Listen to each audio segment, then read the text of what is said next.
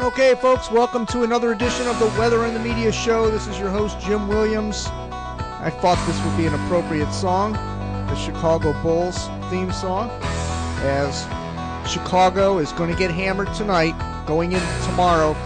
Maybe end up being the worst storm they've ever dealt with up there as far as snowfall accumulations up in Chicago. Talked to my sister a little bit earlier this evening. Well, I didn't talk to her, but she left a message for me that the situation is pretty bad there, getting really bad, very windy, snow accumulating like crazy, and things are really spiraling downhill real bad right now in Chicago. So if you're listening tonight from Chicago, stay home. Don't leave your home. Just stay home for the next day or two, because it's going to be very, very bad in Chicago and surrounding areas. So we wish them the best of luck tonight in Chicago. Boy, earlier today we had a lot of snow in the Oklahoma City area. I don't know if you were watching the video on hurricanecity.tv today, as long as we had an internet connection. We were streaming pretty much early this morning, well, not early, but around 10 a.m. all the way up until around 3 o'clock when I lost my broadband connection here. So we did not have as many cams and radars and news feeds from the affected areas as I would have liked. But earlier today there was a lot of coverage from Oklahoma City. Man, they got pounded earlier today. They had winds gusting up around 50, 60 miles an hour. Whiteout conditions. They've had over a foot of snow in Oklahoma City. And then, of course, when the internet went out, I was starting to tune in on St. Louis and surrounding areas. And we had the St. Louis cam going. It looked like it was pretty calm in St. Louis. There was some snow on the ground, but it was really not a lot of wind there in St. Louis. Of course, that's going to change when the backside of the storm moves through there. And now, of course, we have ice accumulation developing in Indianapolis, and they may end up having the biggest story out of this, despite Chicago getting their 2 feet of snow. The fact that we might end up seeing huge amounts of power outages in the Indianapolis area and all up through Ohio. They're expecting a lot of ice as well. And then, of course, this is going to head up into Canada. Ontario is going to be dealing with a lot of snow. But the good news out of this all is that this looks like it's not going to be a real heavy snow event for New York City and surrounding areas. Now, of course, Bonzo walks in here. He's got to start mangling in wires like he does on every show. So, actually, let me get the cam going here. Let me switch sources. Okay, there we are. By the way, not to rub it in or anything, but we have a temperature here of 72 degrees in South Florida this evening. Warm temperatures, highs tomorrow at around 80 degrees. No rain in the forecast. Stop that. He's in there tearing the wires up over there. My dog Bonzo has allergies, and he likes to go into the closet where all the wires are, and he rubs his nose all in the wires, and it gets to those spots that you normally can't get to. So he's going nuts in there right now. But it's better that than the barking, I guess. Stop that! Come on, get out of there. He's going to make a mess in there. Anyway, enough with Bonzo. Let me get my notes. We got a lot of stuff going on. My special guest tonight is Kathy Wendolkowski from, she's a volunteer weather researcher for OldWeatherorg, and they research all the old ship log data, all the old weather reports, and it helps them to figure out what the weather was in the past. And this data goes into model data, and you've got to stop that in there. You're gonna knock us off the air. Come on, get out of there. Get out of there. He's going nuts in there. Anyway, we'll have Kathy a little bit later on. She'll be on around 8:30, 8:45. It's currently 10 after 8 right now Eastern time. And by the way, this is being recorded for archive subscribers. If you have something else to do tonight, you don't have to watch the entire presentation here, but you miss. What I do is edit these videos down, so if there's anything interesting, or the whole show will not be archived because we edit out all the mistakes and all the other technical stuff that goes on during these shows. So if you want to watch it live, that's the best way to. But if you have something to go do, you can watch it if you're an archive subscriber. That's what fuels Hurricane City. And it's not just these shows, it's the archives of, for example, the snowstorm we're dealing with right now. We're going to archive bits and pieces of that. Of course, a lot of that was missing this afternoon because of the broadband problems. But I did record a lot of the Oklahoma City stuff, and then tomorrow we'll focus on Chicago because that's going to be the big story. And, of course, Indianapolis with the ice, and over into probably Cincinnati's going to get it real bad, too, out of this. But, of course, the northeastern United States, they've had a record January of snowfall, so they're going to get more out of this. It's just been a crazy winter. And, you know, before I get into the reasons for that, I have a whole bunch of notes here, and I don't want to get off the tracks, but I think we're going to see more of this coming up because of the global warming and the pattern we're in right now with the fuel that these systems have when they get in the eastern United States. It's fuel for these things because we got warmer than normal temperatures up in the Arctic region and in Greenland. So that helps to fuel the backside of these storms and really intensifies them along with the jets when they're traveling through the jet stream there. And it really cranks these systems up. And, of course, they tap into that warm water from the Gulf and the Atlantic, and you got an explosive situation, and that's what's happening right now with this storm. As I mentioned, you know, Ontario is going to get a lot of bad weather out of this as well. But, you know, again, it looks like it'll be north of New York City. It looks like Boston areas north of there, Cape Cod, will get a lot of snow out of this, up to maybe 2 feet. Maybe lesser amounts down in New York and Fred's area down there on Long Island. So we'll be watching for that as well. And we'll continue to record things on HurricaneCity.tv and make an archive out of it for the future. But I have to edit this show down, and I'll have to edit down all the snowstorm video as well over the next few days, so it'll be a while before that's up.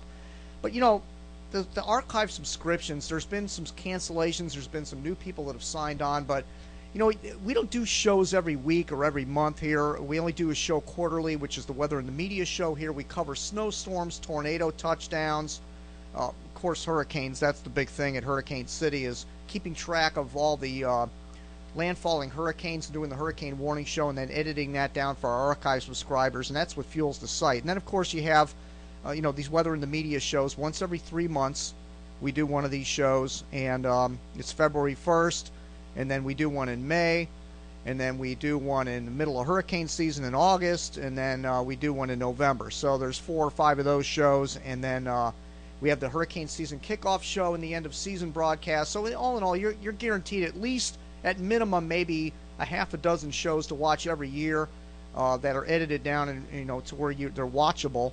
And then, of course, that's excluding hurricane landfalls, which we can end up having a half a dozen of those in any given hurricane season. Of course, the last few years it's been pretty dead out there. Now, you know, also we got a lot of heavy rainfall over there in the Canary Islands, and that's very concerning because the Cumbre Viejo volcano over there in the Canary Islands, and that is the volcano that has the big crack in it, and if that crack ever gives way, there could be a large avalanche, and that would create a huge tsunami that scientists have calculated could be as much as several hundred feet high, come across the Atlantic Ocean and make landfall on the east coast of the United States and throughout the Caribbean. There would be flooding as much as 12 miles inland from Maine all the way down to the Florida Keys, including the Caribbean Sea and the Bahamas.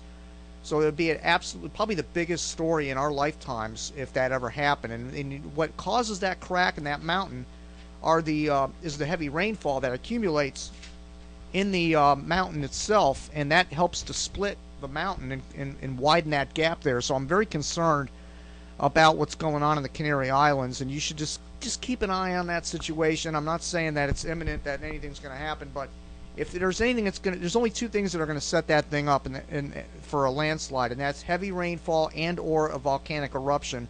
And of course, when you add water to a volcano, the steam can sometimes be a trigger point for a volcanic eruption. So we need to keep an eye on the Canary Islands. Nothing might come of this. Probably nothing will come of this at all, but it's just something to keep in the back of your mind. By the way, Fred, congratulations on your cam making the top 10 at EarthCam. That's pretty good stuff. I love Fred's cam. He leaves his cam, I guess it's aiming out to the north of his house, out into the street, and he leaves the scanner on of local emergency people. So it's pretty interesting to watch Fred's cam, and there's a lot of trees in there, so you can see the wind blowing. The only thing I wish you would do, Fred, though, is put a yardstick or some kind of a big measuring device in front of the camera so that we can see how much snow is accumulating on the ground. That would be pretty cool, because it's kind of hard to gauge, especially this kind of a winter where you have one storm after the next, how much snow you actually have on the ground. We have a huge cyclone heading for Australia. There's a lot of stuff going on in the weather right now, but man, that thing is gigantic. If you take a look at the satellite pictures of that thing, it is probably about the quarter of the size of the entire country of Australia. I mean, this thing is massive. Can you imagine if something like that was coming toward the United States? It would probably take up, if something like that made, it would be bigger than Katrina.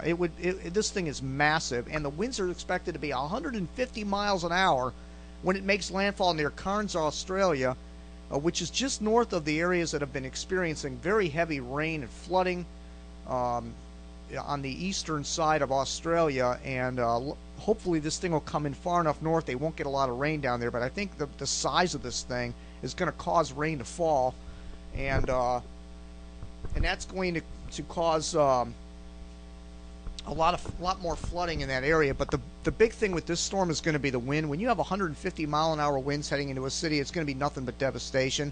I fear that there's going to be maybe a death toll. The good thing is, though, Cairns only has a population around 150,000 people, so we're not talking a large metropolitan area here. Like if, for example, here in South Florida, if there was a hurricane like that heading towards South Florida, you got 5 million people that could be affected by a storm like that. So we're only talking a couple 100,000 in the area that's being hit in Australia, and that's going to happen in about 24 to 36 hours. So we're also going to keep an eye on that on hurricanecity.tv. We continue to have social networking issues here at Hurricane City. Now, I've asked for some help about this. We have the Twitter. Twitter is okay. We're having trouble with Facebook. I have an account set up at Facebook for Hurricane City, but I would like to be facebook.com/Hurricane City, so that when people, it's easy to tell people how to find it on Facebook. And I can't get that to work for some reason. So if anybody knows how to get facebook.com/Hurricane City, please email me, jim@hurricanecity.com, and let me know how to pull that off, because I've tried everything I can think of. I've had a couple of other people that have tried to figure it out, and they can't figure it out. So if anybody knows how to get facebook.com/Hurricane City, email me and let me know how to do that. I've also had a company contact me recently about doing HD streaming. And right now you're watching on Ustream. It's a pretty decent, clear stream you're watching tonight. But can you imagine if this was an HD, a full screen presentation, especially when we're showing cams and radars and news feeds from the affected areas? That would be huge, being in high definition. But quite frankly, it was very expensive. The offer that they had was several $1,000s for the box to pull this off. Where it clears everything up once all the wires come through the box, like the cam feed you're watching right now, everything would be cleared up into high definition, and it would be a really neat thing to do. But I just don't think that the speed of the internet is there right now for people to watch that. Plus, we're able to stream to people with iPhones and certain other cell phones that you can watch the Ustream presentations on, and I can stream from my Ustream from my iPhone as well. So I think we're going to stick with the Ustream for now. There might be something we'll explore next year, but let me know what you would think of that. Would you like to see this in high definition? Would you like to see everything Hurricane City does in high definition? I know we've had complaints about the blurriness a little bit on some of the video updates and whatnot, but HD is a whole different ball game. And if you think we'd like to get involved in that, of course we're going to need more subscriptions, because that's a lot of money to put out for HD streaming. We've had this thing going on with the magnetic fields, too. That's another thing that's really concerning. Remember all the birds that died, got slammed into the ground, and we had a lot of fish die? And Bonzo's staring at me here. He wants to go for his walk. Well, he's not getting that tonight. Sorry. You'll have to go in there and attack the wires, I guess. You didn't knock us off the air. That's a good thing. But yeah, here he goes. He's going to start barking at me now. Anyway, the magnetic fields. There's been some talk on that on canetalk.com, and the thing about the magnetic fields, and I was on the phone with my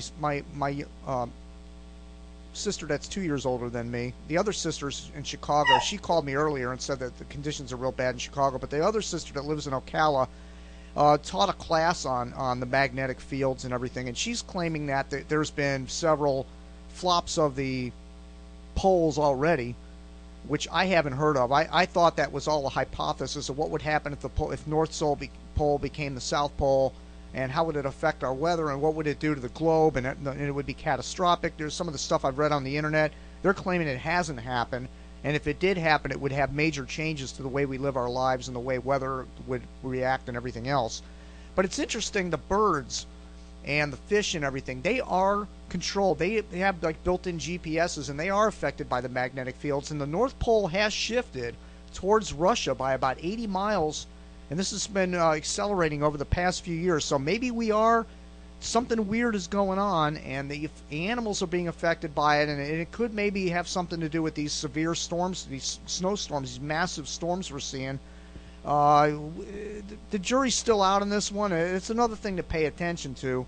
Not trying to set off any alarms here, but the magnetic field stuff, they've also found out that the flares from the sun do not always just shoot out into space. They, even on the backside of the sun, they circle back around and come back towards Earth. So that's something that is concerning as well. Of course, I'm not you know what I'm an expert at? I'll be a self-proclaimed expert at, and that is hurricane stats. That's the one thing I excel in, is going over hurricane statistics. I'll get to that in just a minute. But I'm not into magnetic fields, and I don't really know much about that kind of stuff. And by the way, if anybody's, whoever is watching right now, if you're involved in this storm that's going on right now, anywhere from Oklahoma all the way up to Chicago, feel free to call in any time during the show. I'd love to hear from you, or simply drop an email. The phone number is 561-278-8495 to call in, and we have the light blink here if the call comes in. I might not see it. I don't know if the ringer's going or whatever, but we'll try to catch your call. If you're in the affected areas, I'd love to hear from you tonight, anytime during the show. And, of course, we're going to have our guest on, and we'll take calls during that interview as well. But the magnetic fields, that's something to keep an eye on. And the whole global warming thing, look, anybody that at this point that believes that global warming is not real really needs their head examined. I mean, look, we're seeing everything warming up right now. It is warmer in Greenland right now than it is in a lot of other places further to the south. So Greenland is warming up. The North Pole is warming up. Arctic Circle is warming up. The ice is melting. We're going to have sea level issues here coming up soon, and I've talked about this on several shows in the past. I'm very concerned about that, and that factors into our guest tonight, Kathy Wendolkowski. And the research that she's doing is critical in figuring out what happened in the past around the turn of the century in the early 1900s when we had ships out there taking reports from all parts of the globe. So it's interesting that data is being collected. But global warming is a huge concern, and I think it's going to make storms more powerful. We're going to see, when they hit, surges are going to be a lot worse because the sea level is rising. So this is a very serious concern, and it's ongoing, and I don't believe it's a cycle. My personal thoughts on global warming: I believe that the Earth is going to continue to get warmer, and I think in the past, even though we know that it's gotten colder, whether we've had many ice ages and it's gotten, the medieval warm period, and we've gotten warm and cold in the past, I firmly believe that those were caused. The Earth was on its natural warming trend when those were interrupted by meteorite impacts or major volcanic eruptions. There's a lot of things that can disrupt the Earth's atmosphere, and there have been events in the past that correlated with warm and cold periods. So I believe that outside of a natural disaster such as a asteroid or impact or a large volcanic eruption, I think that the Earth is going to continue to warm, and I think we're going to have to deal with this. It's going to be a serious problem, and I've said to people I know privately that I think that the governments all around the globe need to consider halting coastal development and figuring out where they're going to relocate all these people that are going to have to leave the coastal areas because the water's going to be inundating. We're seeing it all throughout the eastern United States right now. We're seeing beaches getting smaller and smaller. Everybody keeps blaming it on the storms and the and the beach erosion, but that we're losing our beaches. This is the ocean taking over. We're at a point right now where the warning shot has been shot, and we're basically ignoring it and just thinking it's just business as usual and interjecting politics into it. But the reality of it is we need to be very careful about global warming. We need to start preparing and get people out of the low-lying areas and relocate millions of people, because this is going to be a big problem, and it could happen sooner than what we think. Now, later in the show, after the interview with Kathy Wendolkowski, we're going to go over this. I think you're going to enjoy this. I've been running the HurTrack program and readjusting the city rankings. Now, for those of you that are not familiar with that, it's hurricanecity.com/rank.htm, and you can see the city and island rankings. Now, right now the rankings are kind of topsy-turvy because I'm only up to the M named cities. I'm starting with the A going through Z to recalculate all the cities.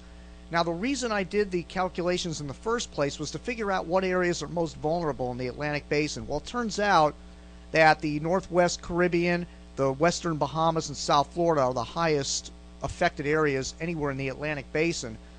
But I was using the 40 to 60 mile criteria as the reason for differentiating between a brush and a hit. And I got a lot of emails from people saying, well, you know, I live in Vero Beach, Florida, and I was affected by Andrew.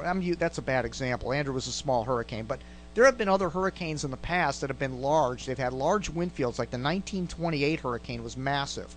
Hurricane Donna back in 1960, massive hurricane. And I'm going to run those animations after the interview tonight, and I'm going to show you how large those systems were and how many cities were affected by those systems, and that changes the rankings.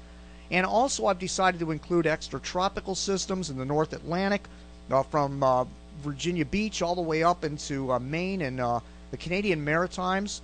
And those areas were affected by numerous extratropical storms and extratropical hurricanes. Hurricanes that expanded out and became extratropical, but they still had hurricane force winds associated with them, were also included in the rankings. So there are some northern cities that may actually crack the top 50 when it's all said and done. But I'm only up to the M named storm. So if your city starts with an M and goes up to Z, just be patient. I'll eventually get to it. It's going to take about another month or so to get everything done. But if you're up from A to M, you might want to check the top 50 right now, because where you're at right now is maybe where you stay. There might be an adjustment up or down depending on how many more cities get added to the top 50. But check it out right now, hurricanecity.com/rank. And let me know what you think of the ranking system, because that's a lot of work. But you know, I'm gonna run those animations, and I'm gonna let you call in tonight or email me tonight after the interview and ask me. You can request a past hurricane to be run, and I'll show you how large that hurricane was. We can go all the way back to the 1800s if you like the 1893 Sea Island hurricane. Massive hurricane that thing was. It affected almost the entire east coast of Florida, the western Bahamas, Georgia, South Carolina. It affected a lot of areas. I can run that animation. I can run Donna, Betsy, Andrew. We can run Katrina again. Any storm you want to request that you want to see, we'll be glad to throw it up on the screen. It's going to be a long show tonight, and we'll archive it all. But the interview with Kathy Wendolkowski, now that's going to be recorded separately. And that will be available not only to the archive subscribers and, of course, the live feed tonight, but it'll be looping on the live feed, the looping DVDs of Storm Chaser videos and weather documentaries and weather tutorials. It'll be mixed in with that, and it'll loop on the live feed. But being an archive subscriber, you can access it at any time. You don't have to wait for it to show up on hurricanecity.tv, but that interview with Kathy will be recorded and available on hurricanecity.tv on the live feed. So, and you know, one more thing I wanted to talk about, the HD streaming. The only thing that worries me about that is the fact that the copyright issues. You know, a lot of people watch these hurricanecity.tv presentations, especially when hurricanes are hitting, and we cover the local news, the Weather Channel. We cover the webcams all over the internet, scanner feeds, and other people's Ustream feeds and stuff like that. And we're getting to the point now where some of these companies are starting to get paranoid about copyright issues. So the Ustream thing may have its days numbered, because last year we had a little bit of an issue with a few things we were streaming where people took exception to it, and we had to eliminate a few things off the live broadcast. But I really don't want to do that. And if it comes to the point where we can't even show somebody else's webcam, for crying out loud, without somebody flagging it, then we're going to have to switch to HD and do it on our own server, just like we did for years on with Windows Media Services, when you used to watch the presentation. Because then it's an in-house transmission, and we can basically stream whatever we want. If somebody wants to sue us, go ahead. You're not going to get much out of Hurricane City. But with Ustream, they're a little bit picky about what you show on the screen, so we may have to revisit the HD streaming technology in a year or two, when the internet catches up to that.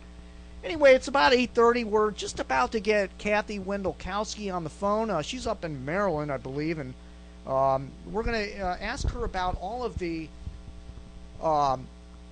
logs that she's gone through, and some really interesting stories might come up in this interview with past writings. These guys wrote just more than weather observations in those logs. They would write about stuff going on board the ship, and what was going, what the condition of the ship was, what the condition of the waves were, and all that kind of stuff.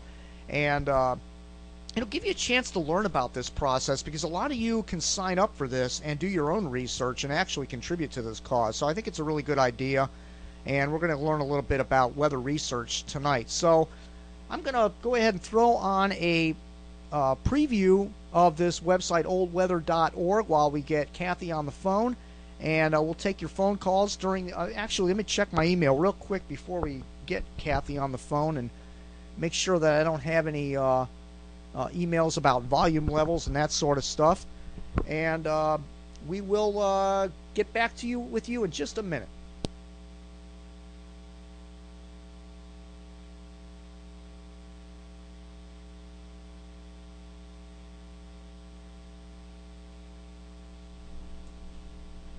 One of the major pushes that we've done on this is with the English East India Company in the period from about the 1780s to the 1830s. About half of the logbooks that exist in the British Library for those ships trade between the UK and India or China have instrumental measurements that we're after on them. Charles Darwin's voyage on the Beagle is most famous for his great work on evolution and his great zoological work. But actually, Robert Fitzroy, the captain on that ship, and his crew also recorded the weather in their logs of the records at every point the ship visited. We've been looking at late 19th, early 20th century Antarctic expeditions, which go down obviously to a region where we have particularly sparse data in the southern hemisphere. So the numbers themselves give us recordings of pressure and temperature at a particular location, wherever the ships are. If we have hundreds or thousands of point location data from ships, we feed that data into one of our computer models of the atmosphere, and out of that computer model of the atmosphere comes a weather map. But instead of feeding in the current data to look at the future, you're putting in the data in the past, or some of the variables, and you're reusing the model and the understanding of the physics of the ocean atmosphere system that's in the models to reconstruct all the other variables that are interrelated physically. And so you can get a picture, there a three-dimensional picture of the weather all over the globe. And if we're worried about extreme weather in unusual events, very large heat waves, that perspective, that extra length of our record of information gives us more information on how likely events like that are to occur in the future.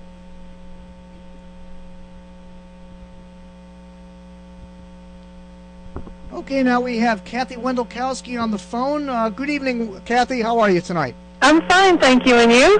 I'm doing well. I'm warm down here. I know you're probably bracing for what's about to come and hit you in a day or two. Well, I think where I am, we're actually going to be able to dodge the bullet and just have rain. So right. I'm hoping anyway. All right, now let me put your picture. You know, I actually found you. Let me get this image up here. And there is Kathy up on the screen. This is from the newspaper article. I get the Sun Sentinel down here in South Florida, and we, my wife actually alerted me about this story, and she ran in here and said, you gotta check this out. This woman does research on old ships and everything. So I read the article, and I thought, it'd be really neat to have you on this show tonight to kind of explain to people what's available for them to join up and do weather research, and I just think it's a really neat thing that you're doing. Well, thank you. And I'm not actually doing any research, though. I'm just a simple data entry clerk at this point. What I'm doing, the logs for the Royal Navy were scanned, and through the Universe site, which is a collaboration of Oxford University and other academic and also non-academic sources too, I guess, organizations have different things. You can look at Hubble pictures and help identify galaxies. You can look at craters and help classify them on the moon. And one of the things that you can do now is Old Weather, which takes these scanned logs, and we are transcribing the data out of them into a database that's been dumped into other databases. And so what I do is I have a page of the log, and I actually have a page up in front of me. I just started a new logbook. I'm working mainly on the ship, the Foxglove. It's in Hong Kong Harbor and up and down it's on the China Station, and so it's been up and down the China coast. We did take a little detour into the South Seas, which was kind of interesting, and it's on the ship. It's now Thursday, the 3rd of March in 1921, and we're getting ready to go to sea. And so there are 7 data elements for the weather that I log. The wind direction, the state of the wind, the speed of the wind, general weather conditions. There's a code. B is blue sky, C is cloudy, M is murky or misty. I don't remember exactly what each one of them stands for. And then also then the barometer readings and the temperature there's 3 temperature readings, the air and bulb, which I'm really not sure what that is, and then also the sea temperature. And so on my ship, in general, they take these readings 6 times a day. So I record all this information and then do the narrative log as well, which includes the stuff that's going on the ship. Okay. Well, and now, first of all, let's go back a little bit. How did you find out about this in the first place? What got you into weather research, and how did you find out about OldWeatherorg? And if you already, let's just explain that. I was trying to get your volume level adjusted properly because you were a little overmodulated there, so I apologize for that. But this kind of tell the audience how you got into this in the first place. Well, it's kind of a funny story. We have a very good friend. My husband and I have a very good friend who works for the Navy in a civilian capacity, but he's also interested in old ships. He does wiki articles for, like Spanish Armada ships that nobody really knows anything about, so he specializes kind of in the more obscure ships. And my husband is a weather fiend. He does weather, he belongs to several boards, and just loves the weather. He gets very excited during hurricane season, and of course when snowstorms are approaching and that sort of thing. And I actually have my master's degree in history. So this friend of ours saw this article in the Washington Post about this new project that was being started, doing stuff with ships and weather. So he sent us the link.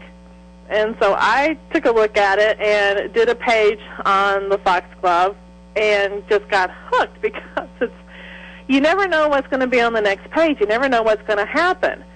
And so I find it very ironic that, and this was not even my time period at all for my history degree. I'm actually, I did my thesis on the Egyptian Empire.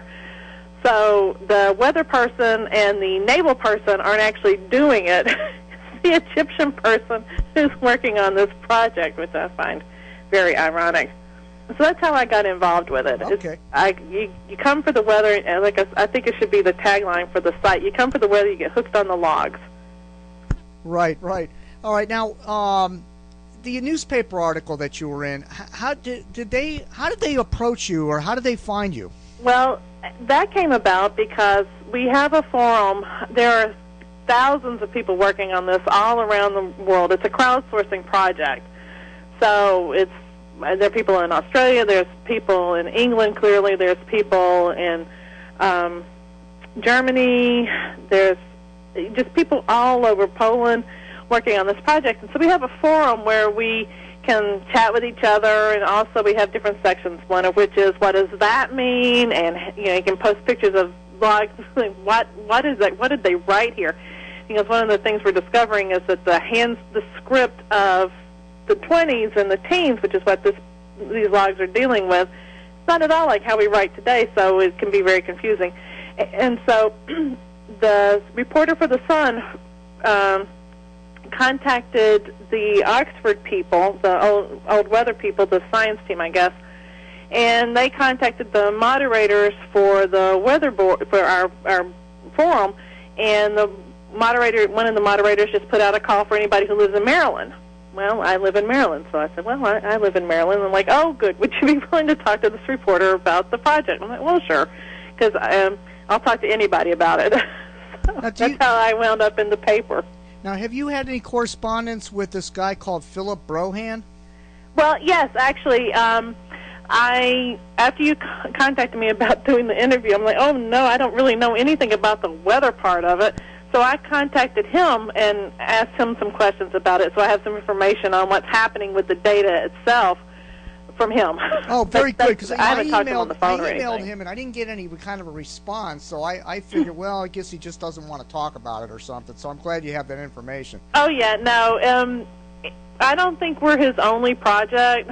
I know, I'm pretty positive that for the programmer who has been working on Old Weather, the programming of the actual database and the overlay for data entry, I don't think we're his only project either, so they seem to have quite a few irons in the fire.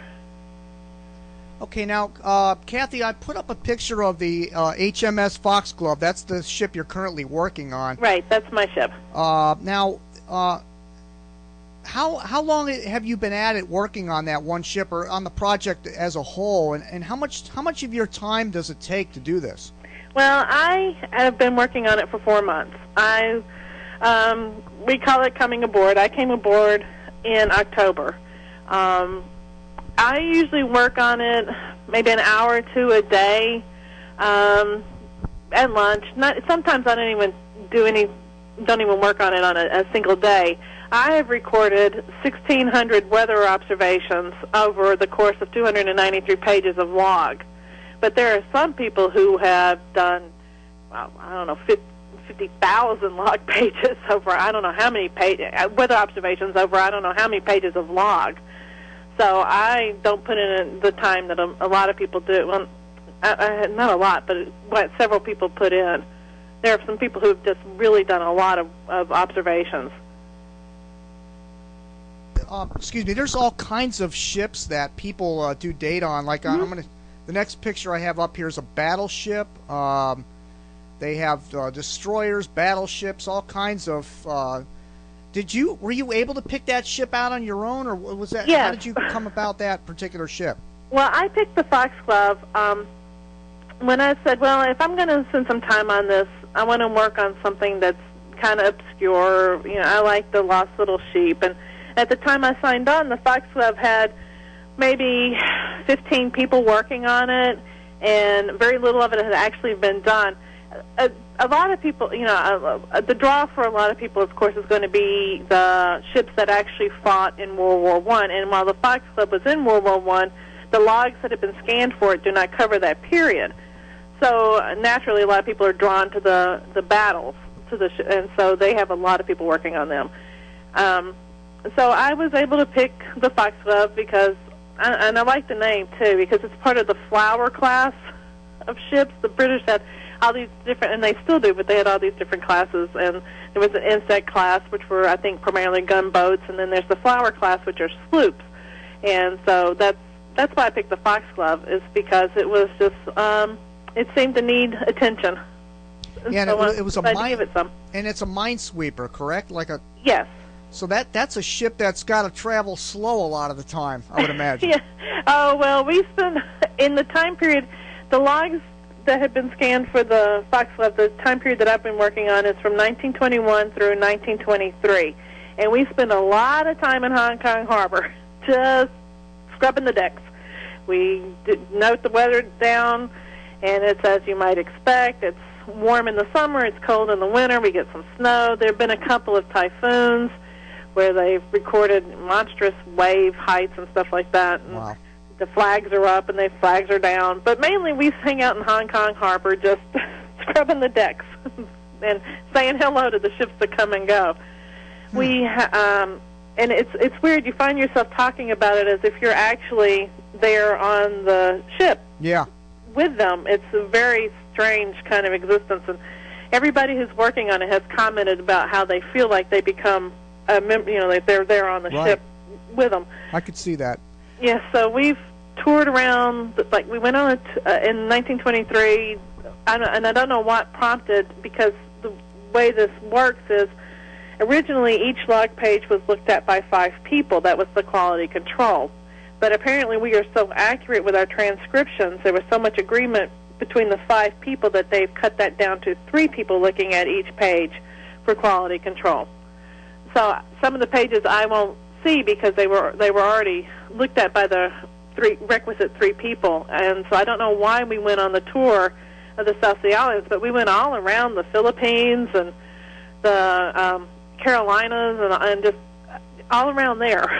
And then came back. So that's been the big trip that the Foxglove took while I've been on it. But mainly we're in Shanghai for a while, we're in Hong Kong for a while, that sort of thing. Well, now, Kathy, where do these documents actually come from? These old logs that you're going through, where do they come from? Well, they are stored and are currently now at the Royal Archives. I'm not quite sure how they phrase it. It's I just think the Royal Archives is what it's called, and I think that's in London. And the process for the logs themselves, how they went, they were first sent to the Admiralty.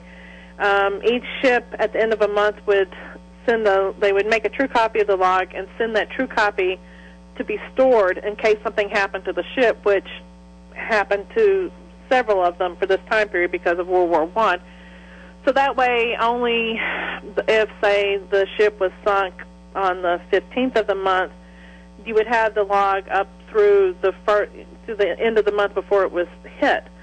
So that way, all the logs weren't lost. And then they were sealed. I just started a new log that was sealed until 1972. So I guess once they were unsealed, they were put into the archives, and they've been there available. You can go and actually see the logs, as I understand it. But what I'm working from is just pages of the actual scans, JPEGs of the logs, and so they're in England.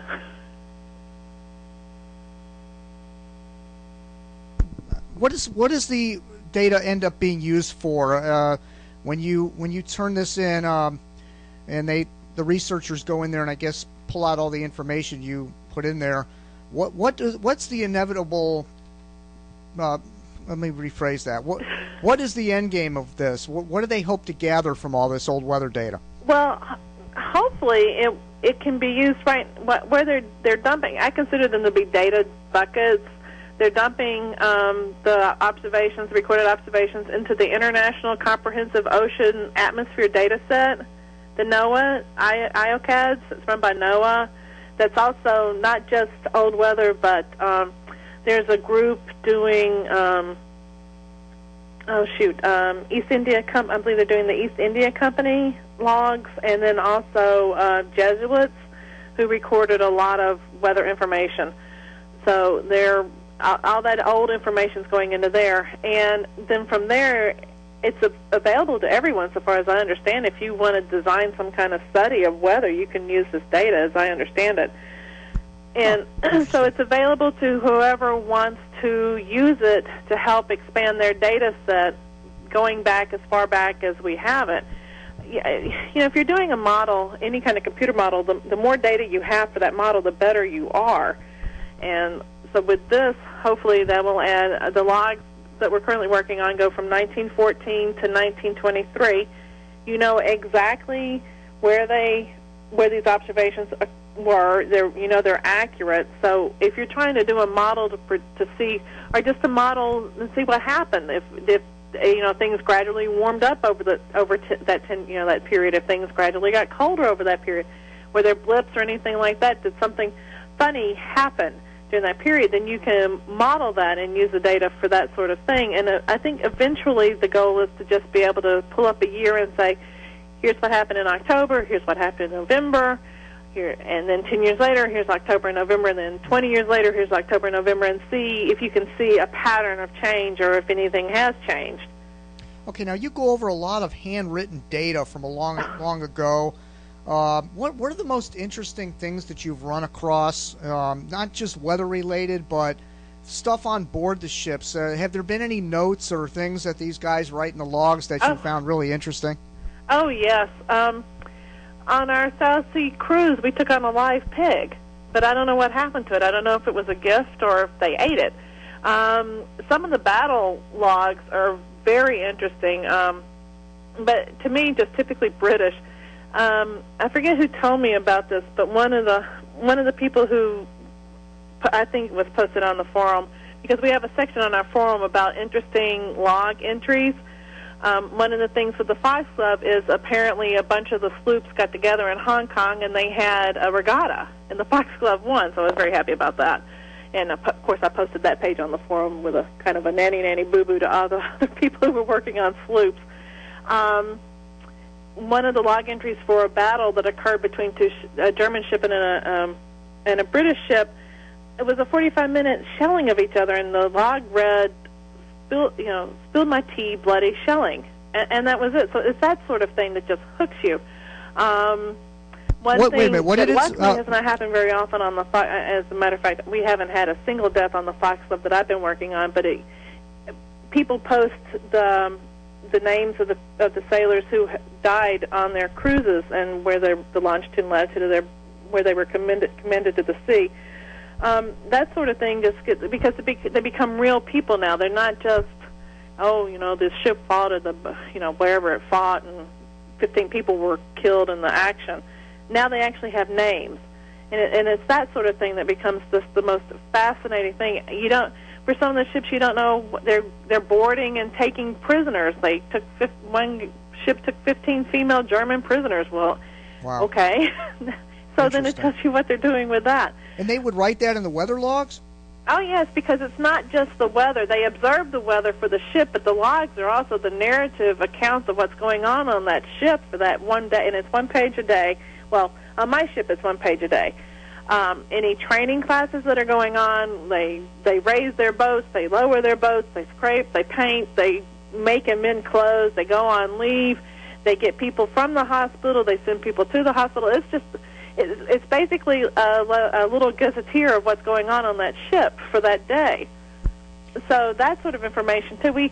The Fox Club joined with a party from a U.S. ship to help quell a riot in Shanghai, and so I was like, wow, that's pretty interesting. They just got prize money. It's 1921, and they're getting prize money. I don't know what that's for. It doesn't say. One of the most frustrating, and on the same side, the most frustrating things and fascinating things about these logs is what they don't say. They'll say, well, like for the prize money, for example, the crew's getting prize money, but it doesn't say why they're getting prize money. Or a warrant will be read, which is basically a statement of some kind of crime that occurred or some transgression that had occurred, but it doesn't say what actually happened. And so it's just very fascinating and yet very frustrating, because you just want to find out what's going on. So you find yourself looking on the internet for other things regarding. I looked for the riots in Shanghai to see why were we forming up a party to help go quell riots? What was going on? So it's that sort of thing. It's very fascinating. Yeah, it sounds like a lot of missing information. What years of research are available for researching these ships? Like, for example, does it go back into the 18? How far back in time does this stuff go? And is there usually more than one person researching one ship? And do you guys exchange data and stuff like that? Well, we don't really exchange data. There are 100 and let me see. I don't know how many people there are right now working on the Fox Club. If you give me just a second, I can tell you exactly how many are. For the Foxglove, it's January 1921 through November of 1923, currently. The Foxglove was laid down sometime before World War I think, or 1914, I think. So there are logs out there for that, but they're not a part of this project yet.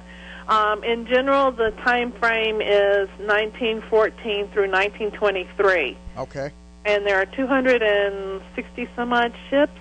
Wow. And I'm not sure, I don't remember right off the top of my head how many are completed. But there's still, I think, 200 ships that need work on them. And most all of them, let me get this stuff. It's kind of loading up a little slow here. But I can tell you, for example, exactly how many are working on the Foxglove. All right, Wendy. I keep wanting to say Wendy. My sister Wendy called. My sister Wendy called me before the show to tell me about what was going on in Chicago. But Kathy, would you be okay taking a phone call or two, or any questions from people? Just put the phone number up there. By the way, the audience. We have about 20 viewers on here right now. Now, Kathy, a lot of people that watch these shows, they watch the archive of it. They don't necessarily watch the live presentation. Plus, this will be looping on the live feed with the other DVDs 24 hours a day, so people will eventually see this in one form or another. So even though we don't have an especially large audience right now, it'll get a lot of eyeballs will see this over the next year or two. So if we don't get any, sometimes people don't want to call in, or they don't really have anything to think of anything to ask. So we'll just see how it goes. I'll leave the phone number up there for a little while. Okay. But well, as far as Old Weather is concerned, we say welcome aboard to everybody. It requires no special set of skills to do this. Yeah, I was going to kind of ask that, like what's involved with getting involved with it, toward the end of the interview here. But the, let's see, I was going to ask you something here. Well, let me just get back to my regular. There was something that I thought I had in my mind. I just lost what I was going to say.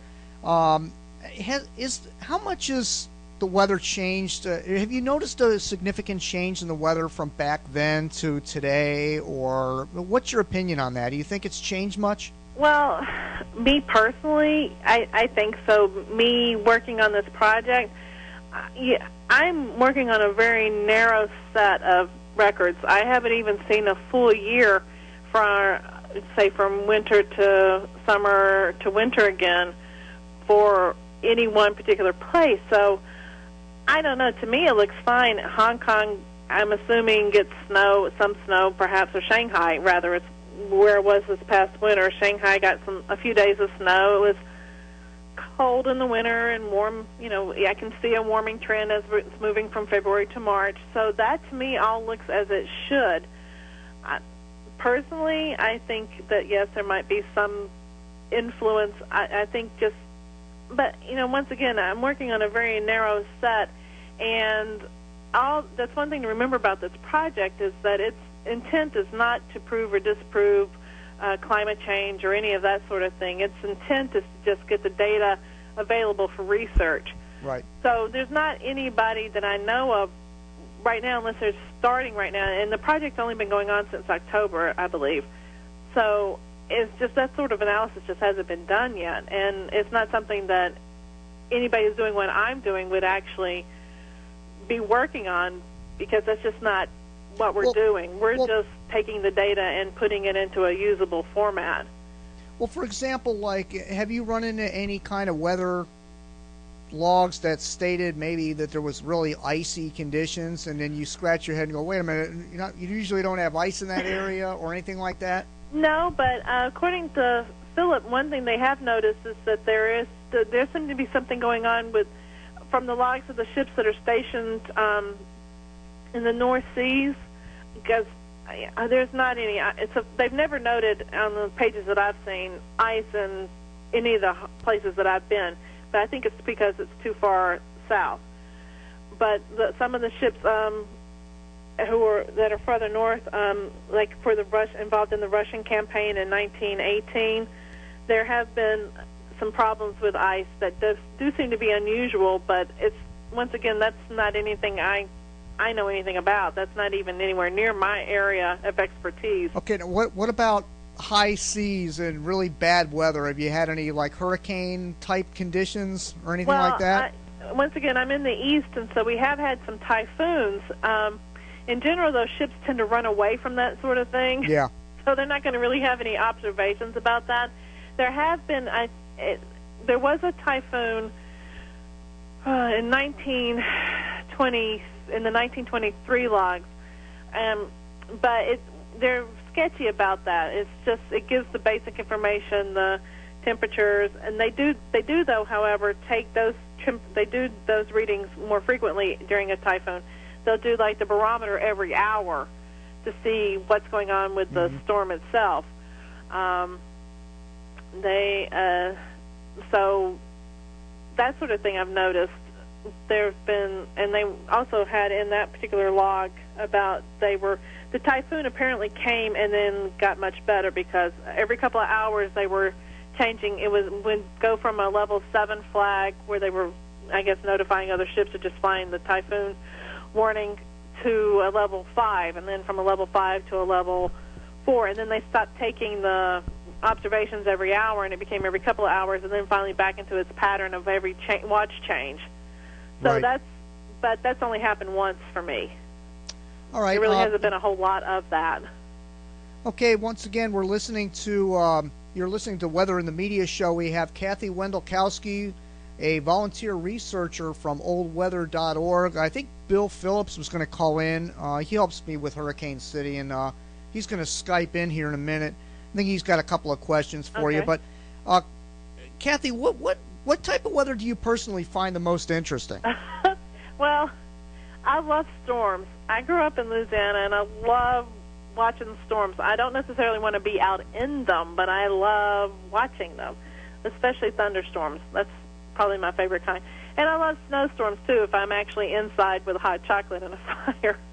I'm too old for anything else. I like the spring. Now, have you been up you're in Maryland. How long have you been up there? All your life, or? No. I moved up here when I was 26, so I've been here for 25 years. Okay, so you've had a few hurricanes come nearby you there. Oh, yes. Isabel took out our power for several days. We watched we listened to the transformers blow up. But I grew up in Louisiana, and I grew up, though, in the middle to northern part of the state, so we never got the Gulf Coast got. We never got the hurricanes like that, but we would get spin-off storms. I think that's where I fell in love with storms. We would get spin-off storms from the hurricanes that would come ashore down in the Gulf and just pass up our way. So that's my favorite kind of storm. Kathy, what does your family think of your hobby here now? Well, my husband thinks it's fascinating. I go, oh yeah, we did this today. They did a 21-gun salute for the Japanese ambassador. And he's like, well, that's pretty fascinating. I go, yeah, and some other ships, this is what's going on for them, and that's pretty fascinating. My children just go, oh, the ships again. Now you're married. Your husband comes in there, and does he put the hands on the hips and shake his head, or how does that work out?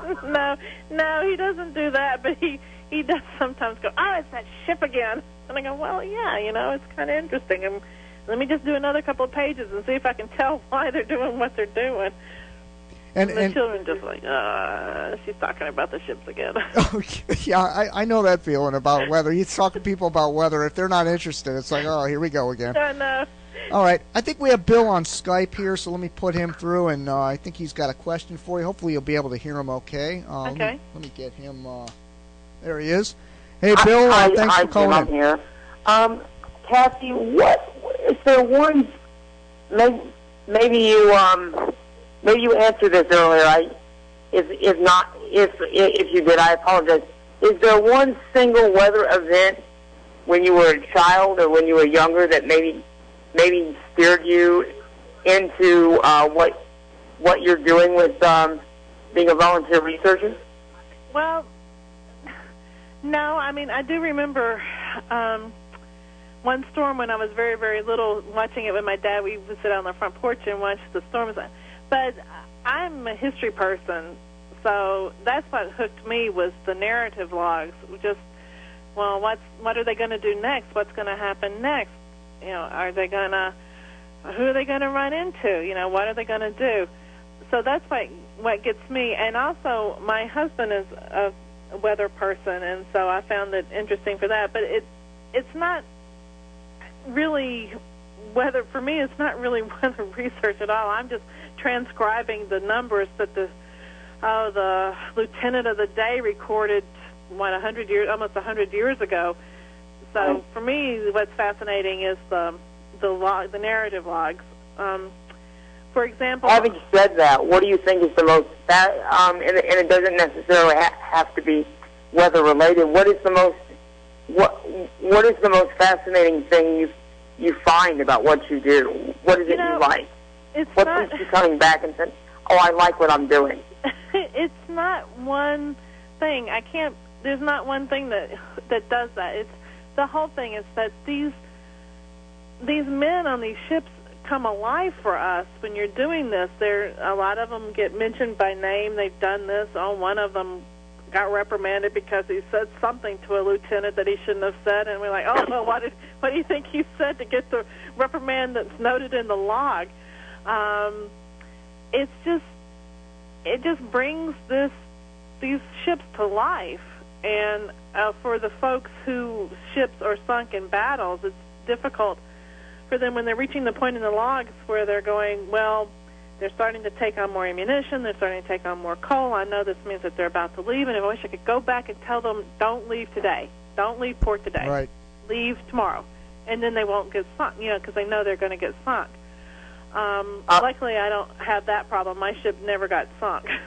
But it's just the overall is just, it really is one of the most fascinating things I've done, even just noting down the numbers, because some of the folks, not on my ship, but a couple of other ships, the log keepers, they must be really bored because they get very poetic with their weather recordings.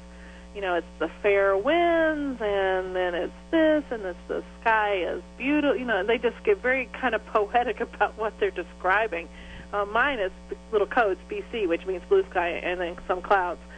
So, but they get really quite poetic about it. Kathy, do you have one of those globes in your room there with the little ship on it? No. That's the graphic for the introduction to the site. That would be so cool, though, wouldn't it, to have one of those? Yeah. I would love to have something like that with the foxglove. I'm dying to know more about the foxglove. My friend who first got me hooked on this project, I called him at one point and said, look, you're a naval expert. Can you tell me what port the ship is in? Because I can't read the handwriting. And there was no wiki article for it, so he created a wiki article for the foxglove because I was working on it. It really has to be people working on it, too, because some of this handwriting, we're looking at it. One guy who is new, who just started working on a ship, posted on the log, because there's a section for handwriting help, and he said it says suffer at 6 o'clock every day. It says suffer. And we're like, no, that's not suffer, that's supper. And so right. It's just a computer could never do what we're doing. A computer would just have a heart attack and just stop. It would not be able to read past one page. So, what about different languages? Aren't there a lot of ships, weather people that were writing in different languages? And what is it given to people that speak that language? Project. No, this is strictly British Navy. But I have to say, the British Navy has its own language that we are somewhat dumbfounded about. Just how they phrase things, and we'll go, what do they mean by that? What does that word mean? There's a couple of acronyms, actually, that we have not yet been able to identify, and I even called the Naval Academy in Annapolis to talk to one of their research librarians and said, can you just look and see if y'all can tell us what this an acronym is? One of them is R period, O period, B period, E period, and we have no idea what that means. And then another one is V period, I period. It's vivid with periods in between, like it's an acronym. So we're like, what does that mean? Google it. Well, nothing comes up. Really? We've tried. So of course and on the forum we take a few, make up our own things. Like the ROBE, we think clearly has something to do with rum or brandy. So Yeah, probably. Who knows? Who knows? It could be ring back the engines. I mean, we just don't know what it means. So for me, that's not an issue. There are some folks who have posted questions on the forum who do not, English is not their native language, who've had some going, whoa, oh, what is that? What is that word? What does that word mean? Yeah. So that's been interesting, too. But for this particular set of ships, it's all in English. Okay. I think there are some some folks want to they're very enthusiastic. We're an enthusiastic lot, and they want to start with the French ships. I'm going, well, I don't speak French, so I don't think I'll be able to do that. Bill, do you have any more questions for Kathy? No, I don't. Kathy, I thank you for your time, and Jim, I'm going to call back when you get into the rankings a little later in the show. I've got some questions regarding that. All right, real good, Bill. Thanks for Thank Skyping you very in much. tonight. All right, that was Bill Phillips from Virginia Beach Skyping in. Kathy, just one more question: how does somebody get involved in this? Who's cut out for this kind of work? Because I know it kind of takes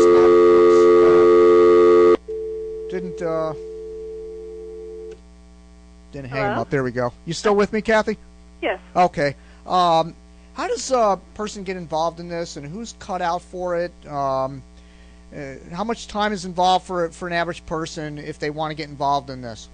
Well, whoever is cut out for it, I think anybody who's just interested is cut out for it. It requires no level of technical skill whatsoever.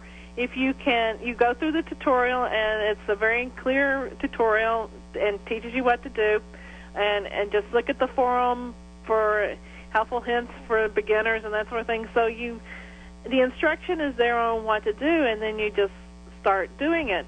The way you start doing it is go to, you can Google Old Weather and just click on the site, and you can, and it presents a ship. When you first come to the website, it will present a ship, and it just randomly picks an uncompleted ship and says, come aboard, give it a try. Or you can search for vessels. There are some people working on this project whose grandfathers, one person, I can't remember which person it is, but one person in particular, his father was on 3 ships. His grandfather was on 3 different ships, and so he's doing the logs for those 3 ships. One person, it was their father-in-law was on a ship, and so he's doing that ship. So you can search on the main page for particular vessels by the vessel name, or just do like I did and just pick up a ship. Okay, but there is no fee involved. There's no special downloads or anything like that. Nope.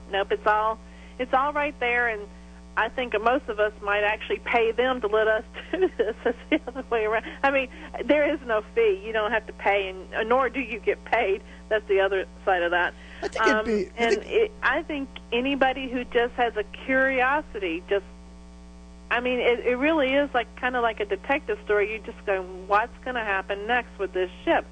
On the Foxglove, life is pretty quiet. It seems to be a happy, healthy ship. There are never very many people sick or anything like that. Some people are working on ships that are currently in the Spanish flu epidemic. And that's another area of research that's apparently quite interesting to historians, because there are some historians following along with the project. Probably a lot of sweat on those logs. Yeah, well, yes, and just how the Spanish flu in 1918 and 1919 moved around the globe. You can kind of see how that's happening just because the British Navy, just like the U.S. Navy, had ships everywhere. And so you could see when a ship came into port and they maybe had 1 or 2 people sick, and then they left the port, and all of a sudden they have 30 or 40 people sick, and the sick is just growing and growing and growing. Then it pretty much has to be. And they will talk about, too, how they evacuate ships and then sterilize the ships and bring everybody back on board. Wow. So that's also, apparently several historians are quite excited about that. Yeah. When that'll be done. Wow. So basically it just takes curiosity and the willingness to spend, I like I said, spend maybe an hour a day on mine. Some people spend more time, or their vessels have more readings and have done a lot more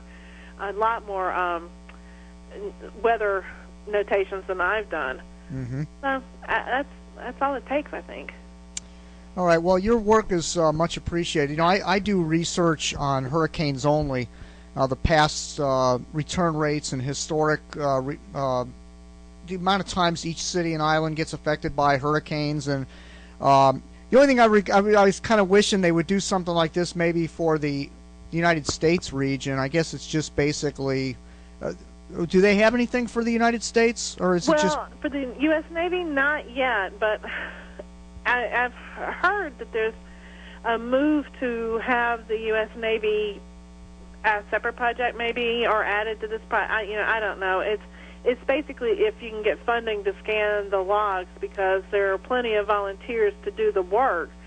I mean, there's thousands of us all over the globe who would happily work on the U.S. Navy as well. And some folks are asking if there's any way to do, say, earlier periods, the 1800s or the 1700s, to do logs from there, too. But I think they want to concentrate on the 20th century first, just to kind of get the data pool in order and then go back and pick up older dates. So hopefully that will happen, is that eventually there will be something for the U.S. Navy, too. That would be pretty neat. Get the whole. I know. I would hop on board a Navy ship. Oh, that would be really US neat. Navy ship, I'd do that, too. Yep.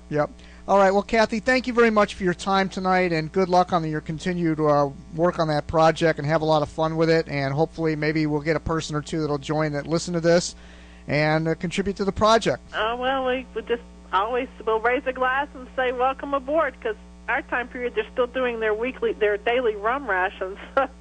So wow. We'll do that. Okay. All right. Well, Kathy, thanks a lot for coming on tonight, and you take care of yourself and brace yourself for that storm heading your way. Oh, well, thank you. And thanks for having me. Okay, no problem. Take care now. Okay, All thank right. you. Bye. Bye. Okay, that was Kathy Wendolkowski from OldWeatherorg, researcher, volunteer researcher, and pretty interesting article about her in the Sun Sentinel down here, and that's how I found her, and I thought it would be an interesting subject. Going back and looking at the data from that part of the world is part of the whole equation of the Earth's atmosphere and past weather, and all this goes into the models. And what I found interesting that she said was that you can actually anybody can have access to this data, which I might look into a little bit, because you can maybe figure out the weather pattern for what it was in that time period at a certain time of the year in February back in 1920, for example. Maybe that could extrapolate into the future, because I'm a big believer that whatever's happened in the past is going to happen again when it comes to weather, and hurricanes are proof of that. That you're never going to get the same exact hurricane twice, but you're going to get something pretty similar to it in a similar motion, and the same thing goes for these big winter storms and the weather patterns and the circulations and the water and the currents all over the globe and everything else. It all comes back around again. So I think that was very interesting, and we thank Kathy for coming on tonight and volunteering her time to do this, and continued best of luck, and for all you listening out there as well, good luck with the storm coming up tonight, especially in the Midwest. All right, now what I'm going to do, let me face the camera here. What I'm going to do is start talking about the hurricane history and the rankings of cities and islands. Now, for those of you that may have missed the beginning of the show, I went over briefly how I'm recalculating all the cities and islands. It's 152 of them that are being ranked based on who gets affected most by tropical storms and hurricanes. It's not just for hurricanes. There's been a lot of mispublications of this ranking. For example, Popular Mechanics did a story on it where they mentioned that Cayman Islands are the most hurricane-hit area in the Atlantic Basin. Not necessarily true. That's just for named storms. There's been publications. I think it's actually been in a textbook or two. And I've asked the people to email me before they publish anything, because you got to make sure that you're getting the wording correctly. It's not just for hurricanes; it's for named storms. So what I'm going to do next is I got an image here to show you. Let me pull that image up here. Okay, this is Hurricane Donna from 1960, and if you'll notice the wind field inside the red circle, let me get my pen going here. Notice this red circle right here. Inside the skinny red circle are the wind gusts to hurricane force, actually around hurricane force winds within this red circle.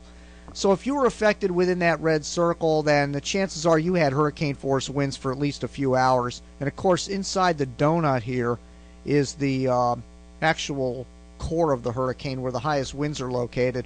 But anything inside that red circle would be considered a hit by Hurricane Donna. And if you look at the size of this, all the way from Key West down here up near Fort Lauderdale, Florida, was affected by Hurricane Donna. But Fort Lauderdale, notice Fort Lauderdale is inside the aqua circle here, which are tropical storm force winds. So inside this aqua circle are the sustained tropical storm force winds. So Fort Lauderdale would be considered a brush. Boca Raton would be considered a brush. Boynton, Lake Worth would all be considered a brush by Hurricane Donna. And then, of course, Miami, Fort Lauderdale, Hollywood, Florida City, Miami, Key Largo, Marathon, all these were directly impacted by Hurricane Donna because it was a massive storm. Now here's the next image. This is, and Fred, if you're listening out there tonight, you might find this rather interesting. This is the wind field from the 1936 hurricane, not the 38 hurricane. Now I don't know if any of you know this, but 2 years before the Long Island Express hurricane hit Long Island, there was another hurricane heading that way. This was a Category 2 weakening down to Category 1 strength, 90 miles an hour as it clipped eastern Long Island. Now notice the red circle again. Right here, the red circle hurricane force winds definitely affected the eastern end of Long Island. So it is definitely a hit on Long Island, the 1936 hurricane. Even though the path of this was like this, it came close enough where the hurricane force winds for at least 3 hours, that's 3 clicks of the mouse using the HurTrack program, were underneath that hurricane force wind field wall. So it is considered a hit by the 1936 hurricane. And then, of course, a brush would be all the way back here, pretty close to where Fred's located, back in here. That would be almost a brush for Fred, not quite, but 36 hurricane almost affected that area. But then, of course, what happened was 2 years later, the Long Island Express came right through the heart of Long Island here, wham, right there, and caused a whole lot of damage and death and destruction in Long Island. But they had a warning, a shot over the bow, so to speak. They had a warning that from the 1936 hurricane that there was one 2 years later that was going to come in there and wipe them out. Now here is the 1893 the Sea Island hurricane. You know, these big, massive, there were like two Category 4 hurricanes that were going through the Bahamas and then hung a right-hand turn, went right up near the eastern seaboard of the Florida, and then moved into the Georgia, South Carolina region and the Sea Islands up there. But look at the massive size of this wind field. I mean, this is hurricane force winds here. Daytona was affected. Even over toward Orlando, they had hurricane force winds. Melbourne, were all inside this as this system came up like this and was paralleling the Florida East Coast as a Category 4 hurricane. I mean, at the time this hurricane, well, actually it was a Category 3 at this point. It had 120 mile an hour winds, but massive wall of hurricane force winds moving up the east coast of Florida that eventually affected Georgia and South Carolina. I think my next image, there it is, when it got up near, this was in August, late August. It was right off the Sea Islands here. A lot of people lost their lives up in this area. And again, the hurricane force wind field shrunk just a little bit right here. And again, this thing came right into South Carolina, so it affected a lot of people. But the 1893 Sea Island hurricane paths, there were 2 hurricanes like this that came up that way and caused a tremendous amount of damage.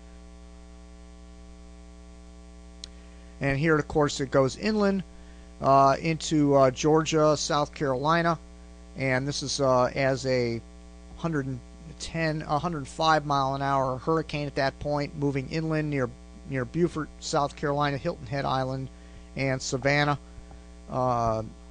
Again, around 105 miles an hour as it moved in on that area. Now, I'm going to go ahead and open up the HurTrack program. And again, thanks to George Sambataro from the HurTrack. We appreciate him letting us use this program. But by the way, George did ask me about the city rankings, not the actual city rankings, but he asked me about the areas affected when there's certain amounts of named storms. Like, for example, when there's 12 or 13 named storms during any hurricane season, it seems like South Florida, and there's other areas that seem to be vulnerable when there's 12 to 13 named storms. Then when you kick it up to 15, 16, and 17 named storms, generally the southwestern Caribbean tends to get affected more often. Down in this area here, the northern Gulf Coast, right up in here, usually gets affected as well when there's really active hurricane seasons. And George was interested in all that, so I did send him that data. I don't know if he was going to put that in with the HurTrack program, or he was just curious about it. But by using these animations on the HurTrack program, it really helps to narrow down whether something is actually a brush or a hit. So I guarantee you, when this database is done and these city rankings are done, it's going to be pretty hard. You're going to be hard pressed to find a discrepancy in whether something was actually a brush or a hit. So let me go ahead and open up a couple of storms here from the past. And again, if you want to have any particular storm, I can show you the animation of it and how large the wind field was from any storm in history. You can call me up on the number of 561-278-8495, or you can email me, jim@hurricanecity.com, and name the year that you would like to see and the storm that you'd like to see, and I'll go ahead and pull it up. Now let's go ahead and pull up Andrew, and we'll go all the way back to 1992 here and run Hurricane Andrew, and let me show you how small that wind field was. And I think the problem is, I believe that a lot of people look at Andrew as, even though it was a benchmark hurricane as far as intensity is concerned, I think a lot of people look at Andrew as the typical size hurricane. Like, for example, well, if I live up in Fort Lauderdale, I didn't get hurricane force winds from Hurricane Andrew. I got some gust up near that, but I didn't get any sustained hurricane force winds from Hurricane Andrew. Because it was a small wind field. Let's go ahead and animate this, and you'll see that it comes in and dips off to the south right at the last second when it comes into South Florida. And again, let's back this up again, and you notice the red circle right here. It comes in just south of Hollywood, right at the Dade-Broward line is about where the hurricane force wind field extends. And then, of course, Florida City, Homestead, Miami, Key Largo, all these areas were affected by hurricane force winds. But the tropical storm force winds came all the way up here to Delray in my location here. You see the aqua circle right up in here. So all these areas were brushed by Andrew, but only the areas inside this red circle were considered as a direct hit from Hurricane Andrew. And then we go ahead and put it into motion once again, and you'll see that the system cruises off there and heads into the Gulf of Mexico. Now let's run the let's go ahead and run the Hurricane Charlie. Now here's a small I'm sorry, this would be the wrong year. That was the 1992 Charlie. Let's go ahead and run the 2004 Hurricane Charlie and show you how small that hurricane was. That was a tiny little hurricane.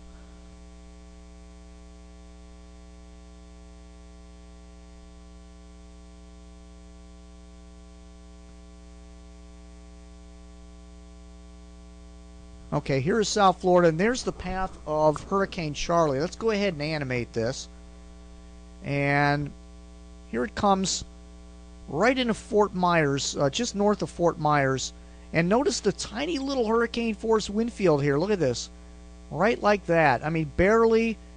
It came into Punta Gorda. There's a little, it also came into Port Charlotte. And Port Charlotte Harbor here, there was hardly any surge at all because this was such a tiny storm, as it came in like this and went right up in this area, but devastated a very small area here. It was maybe 15 miles wide of devastation. I actually went over there myself and looked at the damage, and it was a very sharp, almost identical to this red circle on here.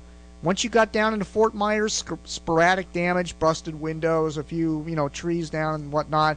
But as soon as you got into Punta Gorda, Port Charlotte, in the surrounding areas, it was Hurricane Andrew-ish, but not quite as intense as Hurricane Andrew, but very, very heavy damage. Roof damage to just about every house, every window busted, real heavy damage. Even inland in, what's that little town in Florida? Inland there was damage about 50 miles inland, and of course that went all the way up near Orlando. Now let's pan this out. Let's go back and pan that out and go over the whole state of Florida and see what happened to Charlie as it crossed the state. And it gets into Orlando, so let's go ahead and animate it again. And you'll see that the system cruises up pretty quick and then cuts through Orlando and shrinks even more. There it is, right when it gets into Orlando. Let's get to the next position. Look at that tiny little hurricane force wind field. I mean, just barely enough to cover the entire city of Orlando right here. Tiny little. Now compare that to the Hurricane Donna wind field I showed you down here. And Donna was like this. That was the Donna hurricane force wind field. So obviously look at the difference of these. And this is why the Hurricane City rankings are so critical, because it actually tweaks it down to the details of whether something was a brush or a hit based on the size of the storm, and even it takes into consideration sometimes when these storms are cruising off to the northeast like this, most of the winds are down in here, and there's very little wind up in the north quadrant of these storms. So we'll even consider that for brushes and hits sometimes. So it's pretty accurate. Again, you can email me at any time.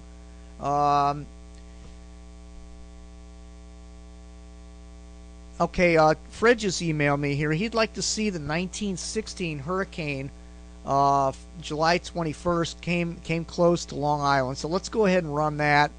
1916, let's open up that database and go all the way back in time to 1916 and pull up storm number 2. Meanwhile, if anybody else would like to see a storm in history that's animated and see how large it was and how much it affected your area, I can even get down to street level with these maps, folks. So feel free to email me, jim@hurricanecity.com, or call 561-278-8495 to request your city or, storm in the past.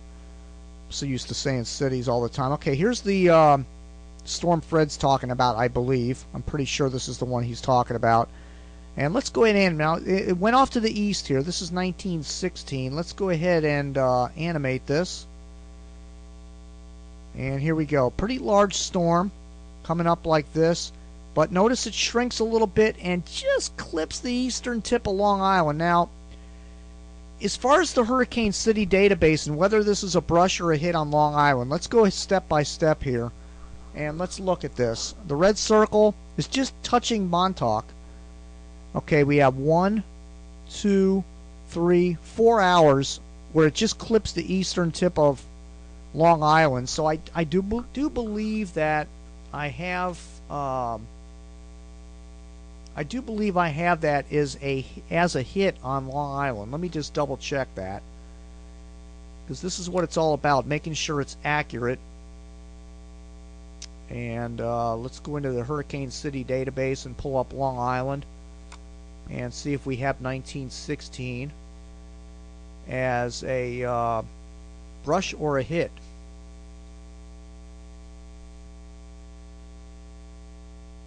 It's currently 9:30, by the way. You're listening to the live Weather in the Media show. Jim Williams here, going over some past hurricanes. We already did our interview with Kathy Wendolkowski, and that'll be archived for the archive subscribers, as well as a loop on the live feed.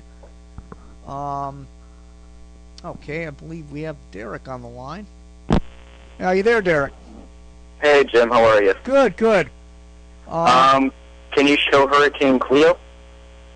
Yeah, definitely. I'll show Cleo. By the way, Fred, that is a direct hit in the Hurricane City database, 1916, as a hit on Long Island, even though it only clipped it for about 3 or 4 hours. Again, let's go back in time. Let's go prior. 1, 2, 3 clicks. We were 3 or 4 hours of hurricane force winds on the east tip of Montauk there, so it is definitely a hit on Long Island, the 1916 hurricane. But there's the size of the wind field. You were not hit by that one, Fred. Let's see. Let's go back. Nope, even the Aqua Circle stayed well east of you. You did have some gusts of tropical storm force, but not any sustained tropical storm force wind. So it did not hit you, Fred, but it did hit the eastern tip of Long Island. All right, let's go ahead and run Cleo for Derek. Let's go back to 1964.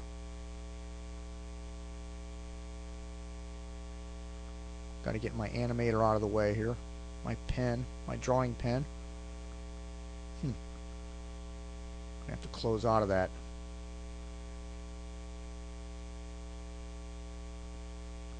All right, let's get to 1964, Hurricane Cleo. How's the picture coming in tonight, Derek? Coming in real clear. Good. Okay, here's the Cleo track panned out on the Her Track program. It went through the Caribbean, cut through central Cuba, and went right up the east coast of Florida. Let's go ahead and zoom in on South Florida.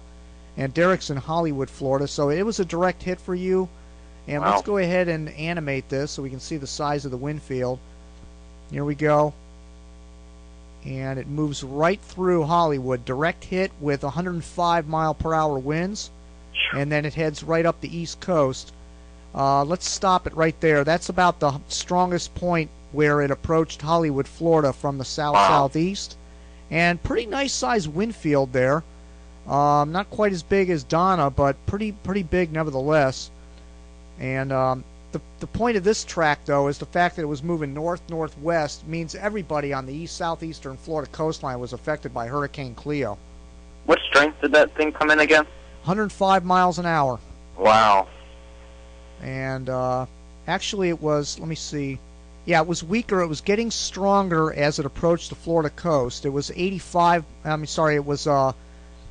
miles an hour down near Cuba, and then it strengthened to 105 as it moved into Hollywood. By the way, your Hollywood is ranked up there in the top 5 now. I don't know if you've noticed that. Yeah, I saw that. Yep. Now, that probably won't deviate very much because I'm up to the M-named cities, so once I get to the letter Z, there's no Z-named cities, but once I get through the alphabet, I think at the most you might drop a couple or pretty much stay the same. Right. So Hollywood, Florida may end up being the most affected area in the state of Florida when this is all said and done. I did calculate the Keys, so if Jim is interested, Marathon is the most affected area in the Florida Keys, but it's still ranked down around 20, 23 or something because they haven't had... See, the thing is, when you get up on the mainland South Florida, you get a lot of hits. Because we have the recurvatures going on. You have a lot going through the Bahamas that have very large wind fields, and they miss the Florida Keys altogether, and they scrape the east coast of Florida. So the east coast of Florida cities have a lot of hits compared to the Florida Keys. Right. But the Florida Keys have had a few go through the Florida Straits where only they were affected, and southeast Florida was not affected, like Rita, for example. Yeah. But and Dennis too, which brushed to the west. Right, and I think, I believe that, I think Key Largo is ranked second behind Marathon. Let me get the rankings back up here again. By the way, you're number 4. Let me see. Jim Leonard's moving up to the Boynton Beach area come this summer in July. So what's the ranking for up there? Do you know? Boynton, I just calculated. Let me see. Boynton is pretty high up there. Let me see. Boynton Beach. Boynton.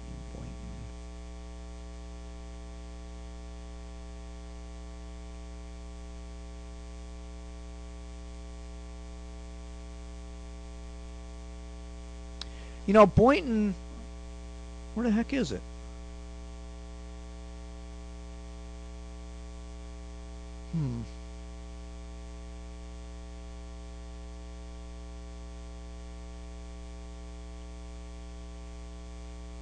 That's interesting. I don't have it in the top 50. You know what might have happened because when I started using the herd track animations, I was already up to the C-named cities, and I might not have done Boynton yet.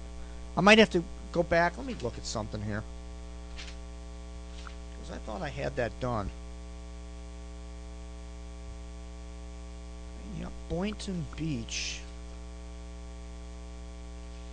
Gotta look back at all my notes on Boynton. Okay, no, Boynton. 1, 2, 3, 4, 5, 6, 7, 8, 9, 10, 11. Only 12 hurricanes affected Boynton.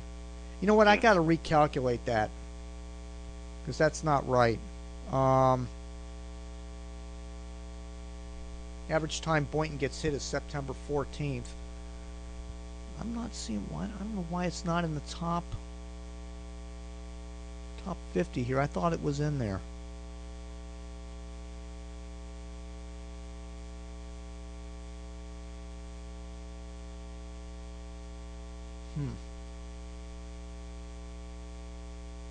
Well, I'm glad you asked me that question. Now I got to do a little research here and find out what happened to that. Because what I do is when I add a city into the top 50, it sometimes knocks other cities out of the top 50, and I just delete them. Right. And I'm up. I have 53 in there right now, and I don't see Boynton in there.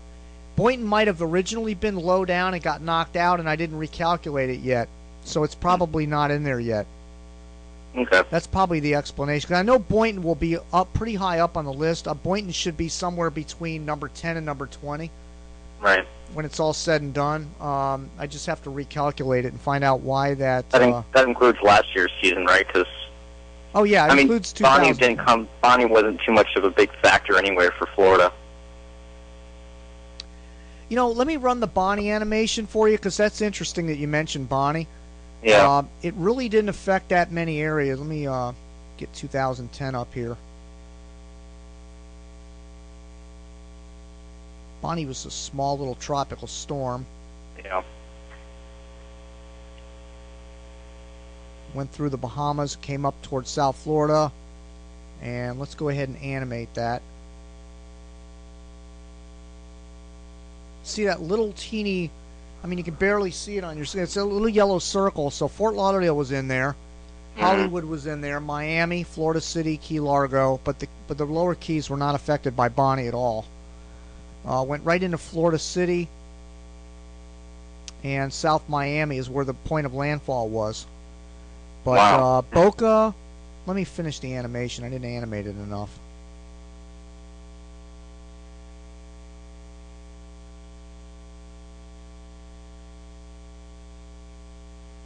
Okay, you got Boca in there for Bonnie, and it just briefly touched Boynton Beach. Yeah. So it'll probably be a brush for Boynton and a direct hit for Fort Lauderdale, Hollywood, Miami, Florida City. Right. And then it dissipated by the time it got to the West Coast. There was hardly anything left of it.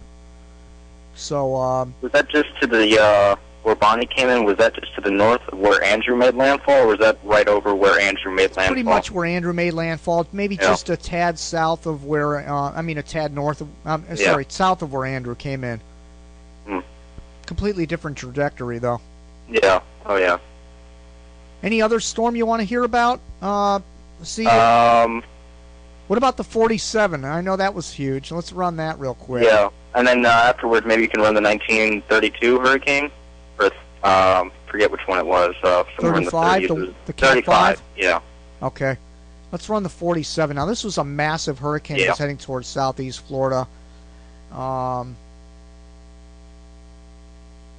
that was, which storm was that? That was storm number 4 that year. And there it is. There was a long tracker from Africa. It went north of the Caribbean, north of the Bahamas, and then it hung a left-hand turn and went through Great Abaco, Eleuthera, Grand Bahama Island, and went right into South Florida, right into this area here. Let's animate it. And it came right into Delray here. If that were to happen today, it would be absolutely catastrophic. Yeah. Well, you have more population on the East Coast too now. Oh, well, yeah. You got nearly 5 million people down here. Oh, yeah. I mean, that's a large wind field, too. Look at that. Bam. Oh, my God. Do you know what the damage reports were on Grand Bahama? You know, it's really 1947. The data was so I can't even get much information on what happened here from 1947. Wow, that's interesting. Yeah, 155 miles an hour at landfall. Wow. Came into Delray Beach, Boynton, Lake Worth, Palm Beach, Boca, took the core of it. And then you were just south of the core, but you were in the hurricane force wind field. Right. And then it dipped off just to the south. Actually, no, I'm sorry, you did get it because it dipped off to the southwest at that point. Mm-hmm. So you got it, a direct hit from that thing. Still had winds of 155.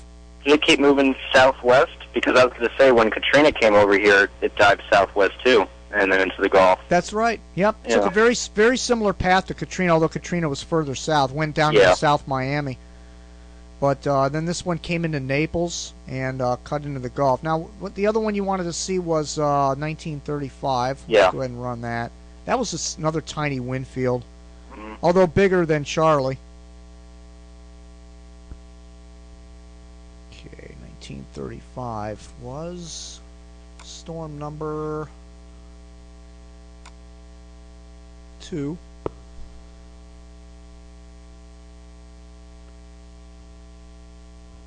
Again, anybody wants to email me that wants to see a past storm, no matter where you are. I don't care if you're in the Caribbean or you're up in the northeastern United States or in Texas, northern Gulf Coast. I can run any animation from any time, period. And let's go ahead and animate this. Actually, you know what? Let me pan it out a little bit. Got it too zoomed in. Okay, there's the 1935 track. Too bad Jim wasn't there. Jim Leonard. Yeah, he'd love this. I should have animated some of these when he was here. Yeah. You know what? I got a reboot out of it. It does this every now and then. Run too many animations in a row. Mm-hmm. Let me go back and reopen it.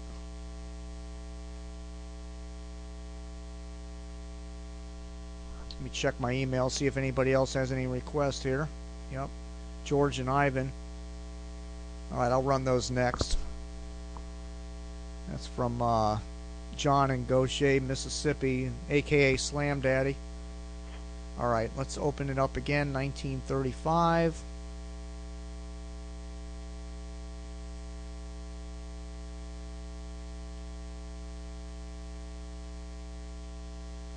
Storm number 2.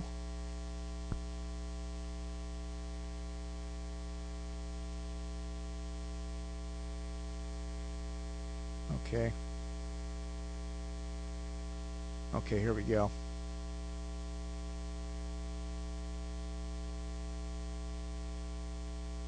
Right here is where it's a Cat 5 coming in. And it goes just south of Key Largo, cuts through the central Florida Keys and right up the west coast of Florida. Wow. So let's... I was in the aqua circle the whole time. Yep, you were considered a brush for the 1935 hurricane, definitely. Yeah. And then let's go one step at a time. Let's see, Miami had hurricane force winds, and they stayed just south of you. Definitely Key Largo got hit, Marathon, Key West, all the keys got nailed by that thing. Florida City got hit, Miami, but the damage wasn't that bad in Miami. I remember reading about the fact that Ernest Hemingway came up from the Keys. The Keys didn't get it as bad as either, but the central Florida Keys got annihilated. What was the damage in Key West? Wasn't that bad. From the reports I've read, they had hurricane force winds, but it wasn't catastrophic. And the reason was because the surge, the winds were, kind of offshore, coming out of the southwest, southwest, and they were pouring. The water was pouring into the Marathon and surrounding areas there, but not as bad in Key West. They were anytime you're on the south side of a hurricane, it's not as bad. Yeah. But the north side, Key Largo and Marathon and all them, they just got plowed by that thing. So that's it, Derek. Let me let you run, and I'm going to run a few more animations for some other people here. Okay, take care. All right, take care. All right. See you later. All right. It's Derek Sibley in Hollywood, Florida. All right, let me check John Ward's request here. Hurricane George, the NHC track has it in Harrison County. Also, the wind field for Ivan I know it was more than what was advertised in Jackson County, Mississippi. So let's go ahead and John Lee, why don't you call in? My number here is 561-278-8495. Actually, I can put that up on the screen. Let me get to all my images here. Find out where it is. There it is. All right, yeah, there you go. You can see that clearly. 561-278-8495. Let me go ahead and run Hurricane George, 1998. Hurricane George, 1998. Let's pull up 1998.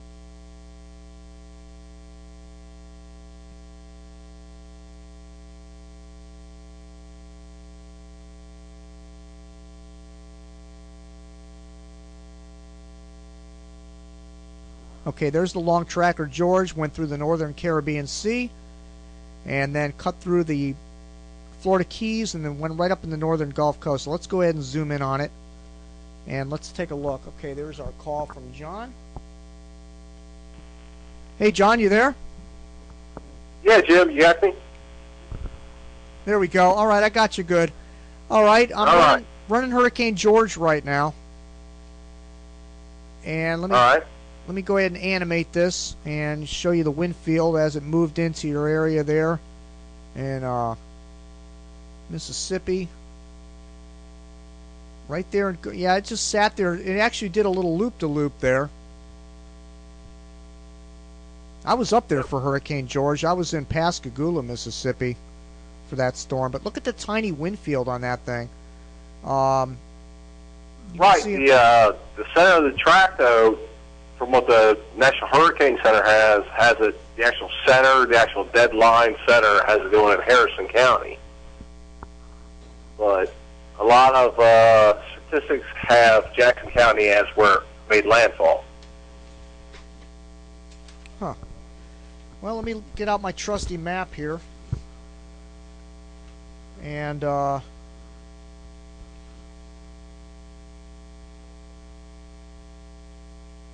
yeah, I mean, that's what it shows on the animation here. I mean, directly right over Harrison County. Right. The next but when you go into statistics and things, they have it going into it landfalls in Harrison County, but they count it as Jackson County. Well, actually the wind field expanded out a little bit after it was on shore for about 24 hours. Let me go back and go through the time frame here. Let's see. It comes on shore about 4 o'clock in the morning, right near Gulfport, and just east of Gulfport. And then the eye goes just about right over Gulfport at 7 a.m. And then it hangs a left-hand turn and heads a little more over Gulfport. And the wind field expands a little bit, as you can see here. This is 11 o'clock in the morning on September 28th. And then, this, of course, being over land, it's cut off from its source of energy, and it starts to weaken, and this wind field shrinks. But it heads off to the northwest at that point, northeast rather. And then we have tropical storm conditions for several hours, all the way up to 6 p.m., 7 p.m. The thing's still lingering down there. It didn't move very much. And we have a weak tropical storm still near Gulfport at 10 p.m. that night. So just about all day, this thing sat in the same place.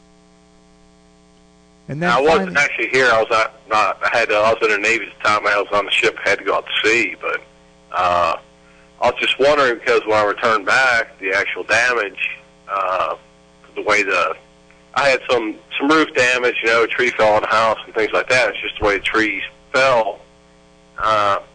Just kind of, questionable, as why, and stuff. I don't know. Because I always thought, it came straight up through Jackson County.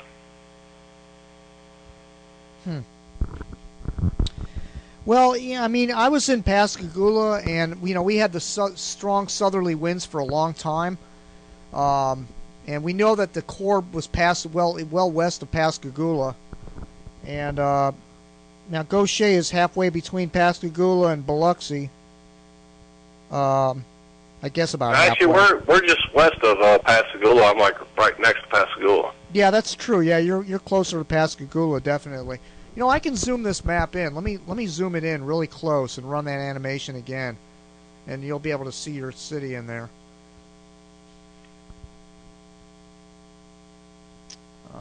What am I looking at? No, that's too far east. Let me pan that out.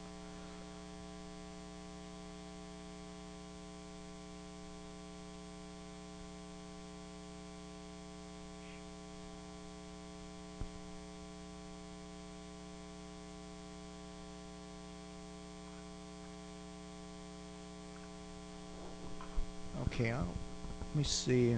Why am I not seeing Gaucher on this map here? It's so small. Ocean Springs. I don't see that. You know where something called Denny Avenue is? Yeah, yeah. Is that near you? Denny Avenue is U.S. Route 90. Well, this is pretty close to your place here, so let's run it again.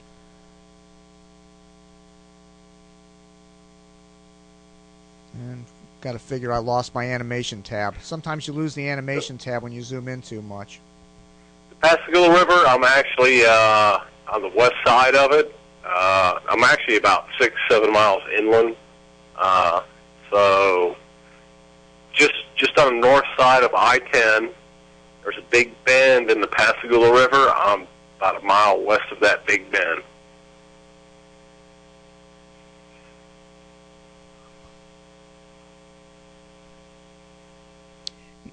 You know, I gotta get out of the storm here because it's giving me the it's not letting me animate it anymore. Sometimes you have to change storms and then go back to it to George again. So let me try that.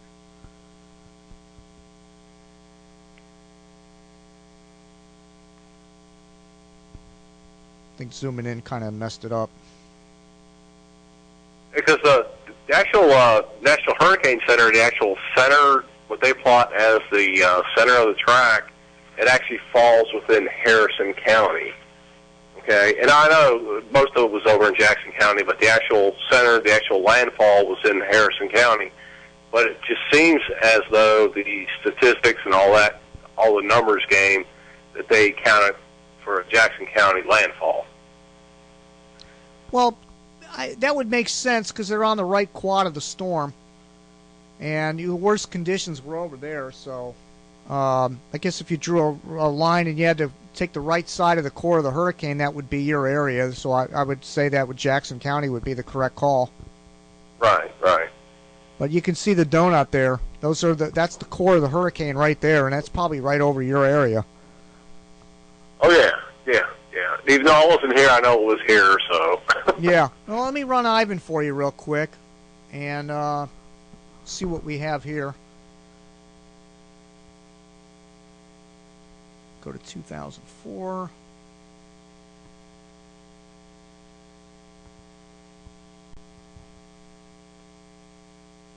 By the way, did you get any bad weather out of that system? Oh yeah, I Ustreamed some of it. I don't know if if anybody copied or anything. I have it saved. I'm going to replay some of it. We caught one bad cell. Got about a inch and a quarter of rain. Mm-hmm. But, some good lightning out of it though. Get real high winds? Yeah, it was pretty gusty. We probably got 35, maybe 40 mile an hour gusts out of it, but that was about it. Nothing real bad. Okay, here's Ivan up on the screen. Now you can see the red circle there. Hurricane force winds are all the way over to Destin, Florida. And of course, Pensacola got hammered. Gulf Shores. And then we have, you know what, I'm zoomed in too much to see your area. Let me pan it out.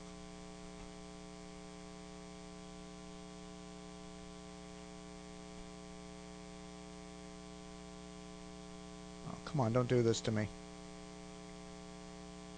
There we go. It always happens, man. Well, I've been running a lot of animations because I have to figure out each city, and I run every single storm, and I've run each storm probably 50 times. So it's really been getting a lot of work out here. But sometimes you run too many animations in a row, you have to kind of reboot the program. It just gets a little crazy. Right. All right, let me hear it. We got to pan out a little bit more here.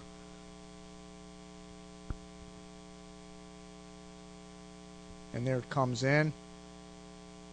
It's a pretty large storm, Ivan was. Compared to George, like twice the size, 3 times the size. There it is. I don't know if you can see that okay. You've got right over Mobile, the core of it actually came into Gulf Shores, and just east of Mobile. And the hurricane force wind field stretched all the way over just west of Gulfport, so you were definitely under that hurricane force wind field. And then, of course, all the way over to Destin was inside the hurricane force wind field. And at that time of landfall, the winds were estimated 130 miles an hour. Yeah. Well, see, that's, from Katrina to Ivan, maybe it was just the directions of the wind, because Katrina was, to the west of me. And actually, Katrina was further away, and of course, it was a bigger storm. But Ivan made a lot more noise than what Katrina did as far as, it was, Ivan came in at night, and everything else, psychological effect and all that stuff. But it just seemed like the winds were just roaring with Ivan. It's like a really roar. And Katrina was like more of a whoosh type winds, I guess they're coming more out of the east and southeast. But Ivan, it was more north and northwest, and it was actually kind of spooky. Well, you were closer to the core. I mean, and I hear this from people all the time that have maybe bigger, more powerful hurricanes a little bit further away from them, and they say, well, it wasn't as bad as the Category 1 that hit us dead on, because there's such a huge difference. I always repeat, it's like a broken record. I'm always saying to people, there's a huge difference between a brush and a hit. And when you're hit by the core of that hurricane, it's a whole different experience than being 75 miles away from the center of circulation. It's a day and night. And that's what you felt with Ivan. You were in the core of that thing compared to Katrina, which was also weakening at landfall. As it came anywhere near you, it was weakening significantly. Whereas Ivan was, pretty status quo coming in there. Yeah, well, with Ivan, I'll tell you, we didn't lose power. We almost lost power. We had them power hits, where it just about got cut, but it didn't. But with Katrina, we were without power for like 12 days. But I don't know. It's just kind of weird, have the core, like you say, one going to your east, one going to your west and stuff. Right. And it depends on the size too. Yeah, I mean, if you look at the wind barbs in this animation, I don't know if you can see them on your screen, but it appears that the highest winds came in just after it went to your northwest, and they were coming in off the Gulf out of the southwest. That's probably when you had the highest wind gust in your area there. But, as it was coming in, the winds were concentrated on the right side of the hurricane. These Gulf systems, it seems like, and I've always pointed this out on the hurricane warning shows, when they're coming in, that dry air wraps around the system and comes in the south side of the eye wall and completely erodes the southern eye wall. So it's basically one half of a storm that you guys have been getting the last several hurricanes that have come up there. The first half is the worst part, and then the backside is a lot of wind, but hardly any rain or, just all dry air behind it. Yeah, pretty much. Actually, my immediate area we didn't have a lot of rain. We had, the Pascagoula River is like about 1.5 miles to my east, and I've got a bayou about 200-300 yards to my west. It flooded out. I mean, lower spots in the neighborhood and stuff. It was like a raging river. The surge came up and wrapped around. But we didn't get a lot. 4 or 5 inches of rain, maybe tops. Huh. Well, that's it moved a lot faster than George did. That's for sure. All right, man. I sat here for quite a bit. I'd been up for like 36 hours. It just seemed like eternity. But Well, let's see. Are you talking about Ivan now? No, I'm talking about Katrina. Oh, Katrina. Okay, I'm running the Ivan animation. That's why I was a little confused. Yeah, I mean Ivan just flew right through there. Yeah, George, pretty much. Yeah, I had a little bit of damage from Ivan, you know, but Katrina was a different story, of course, you know. Well, let's go ahead and run Katrina real quick before I let you go. And there it was, went through South Florida and then hung that right-hand turn. And here we go. Let's animate it. Most powerful portion in Grand Isle, Louisiana, and then the wheels came off pretty quickly on this one. But a large wind field and expanded quite a bit. And there it goes. One more time. Now see, you're under the right front. You're on the right, very right-hand corner of the hurricane force wind field, the red circle there. Yeah. And then at that point it was 130 miles an hour. And then it went down to 125 mile an hour winds when it was directly west of you. And you had southerly winds around 90 miles an hour. Just guessing, and I don't have an anemometer, but using just eyeballing it, I had little peepholes in plywood. I would estimate probably sustained Category 1 and gust Category 2. We had several times where it was just totally complete whiteout, where you couldn't see out probably maybe 2 or 3 feet, if that. And this is from 11 a.m. This image that's up on the screen right now, is that when you got the worst? The actual worst is probably about 10 a.m., 9:30, 10 a.m. Okay, let's go back a couple hours. There we are. There we are at 9 a.m. on August 29th, 130 mile an hour winds. That was probably around the worst. It was probably around 9. We lost power right at, I don't know, I think it was about 6:30 a.m. And it was just ongoing for the next 6, 7, 8 hours after that. Yep. Well, you're lucky that thing didn't come in directly in on you, I'll tell you what, because yes, sir. That thing was, man, that damage, I'm sure you've seen it and everything over there in Gulfport and all around there. I mean, it's just unbelievable when I went there and looked at the damage along that coast of Mississippi. I feel for you. I mean, what you went through on that for that hurricane, wow. Yeah, I felt my slab vibrate and everything. The walls were vibrating, shaking, and everything. So, everything pretty much stayed intact except for trees falling all around you. But we were like right on the edge. So. One day you're going to get one in there that's not going to lose strength. And Bill had a interesting comment. I was talking to him the other day, and he was mentioning the high pressure ridge aloft is probably responsible for dragging dry air from the northern states down into the Gulf and wrapping into the south side of these hurricanes. That's weakening them as they make landfall. I thought that was a pretty good point. Yeah, I guess it probably depends what time of year it is and everything else, because even to the untrained eye, if you just look at the satellite images, the water vapor loops and stuff like that, you can see the drier air just getting dragged into it, and it just the back side of it, or the bottom side, whatever you want to call it, the west side, just gets taken out essentially. And there will be a time and when things are in place in certain locations to where that doesn't happen. Yeah, that's true, and it's going to be bad. All right, John, let me let you go here, and thanks for calling in. I appreciate talking to you, and good luck this hurricane season coming up. Yes, sir. All right, take care of yourself. Yes, sir. All right.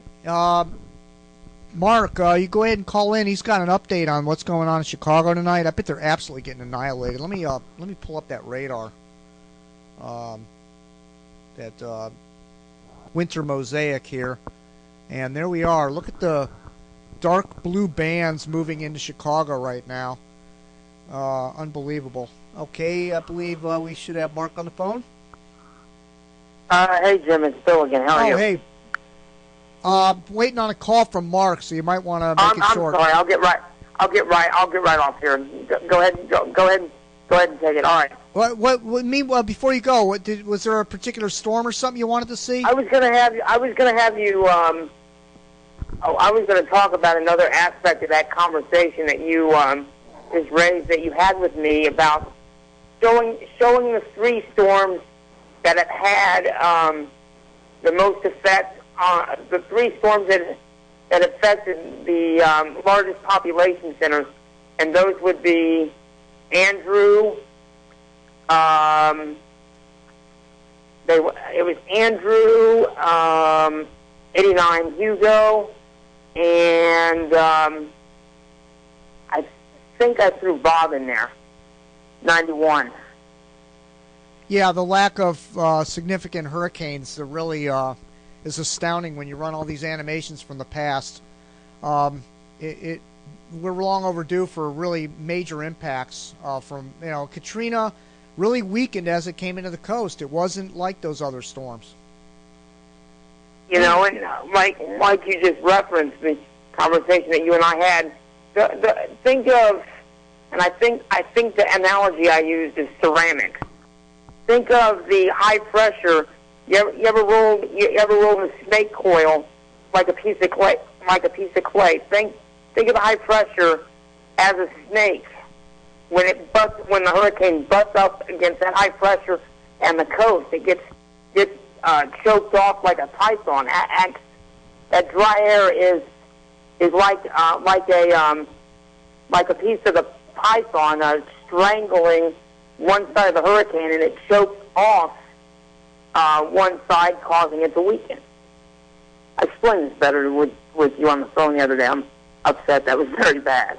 Well, I just think the simpler way to describe it is the high pressure sitting over there just dragging that dry air down from the northern states and wrapping it right into that hurricane. Exactly. Yeah. But all right, quickly, just run those 3 animations, because I think that they're the most important for you as far as U.S. population goes. But it's amazing if you go back through the 1890s to now. I racked my brain, and it's only those 3 that have had major, truly major impacts on major population centers. And I know, like I said, I know New Orleans and I know the Gulf Coast, but I'm talking by just sheer number. All of those hurricanes on the Gulf Coast, and, even up here even up in my area in the Mid-Atlantic, are relatively small geographic regions. Yeah. And with that, I will say good night, and great show, Jim, as always. And we'll talk soon. All right, I'll run Bob and Hugo. I already ran Andrew, so I'll do that while I'm waiting on Mark to call in. All right, buddy. I've got that. I'm set up right after the show. Just kill it. By the way, while you're on the phone, Bill's going to try to take the feed tonight for the snowstorm coverage going into tomorrow. I don't know if you're going to be able to take it tomorrow, whatever's going on, but again, I appreciate you doing that, and everybody can keep out for what Bill's doing over the next 24 hours covering the snowstorm. Yep, we will do, and have a great evening, and thanks for everyone's support for Hurricane City. Have a great evening, Jim, and great work as always. Okay. Talk to you later, Bill. Thanks. Yep. All right. We're waiting on Mark to call in from Chicago, Illinois. He's actually in Batavia, Illinois, which is just northwest of Chicago. And he's going to give us an update of his conditions right there. But let's go ahead and run Hugo. Let's go back to 1989 and show you what Bill was talking about with Hurricane Hugo. These are the benchmark hurricanes, the ones that did absolute devastation. People in those areas will, they're hurricanes that will live in infamy forever. Let's run Hurricane Hugo. And there's Mark Davis on the... Is that Mark? Yes, it is. All right, Mark. Well, what's happening, man? You're really getting pounded tonight, aren't you? Yeah, we definitely have a blizzard, full-scale blizzard going on right now. Now, your cam is going? Yeah, my cam is going. Unfortunately, because it's nighttime, it pretty much looks like a white blob. Right, exactly. But you can see some tree line no tree outlines because there's no leaves on the trees and some lights. But I was just out there taking a measurement. We only got like 5.5 inches of snow right now since like 3 p.m.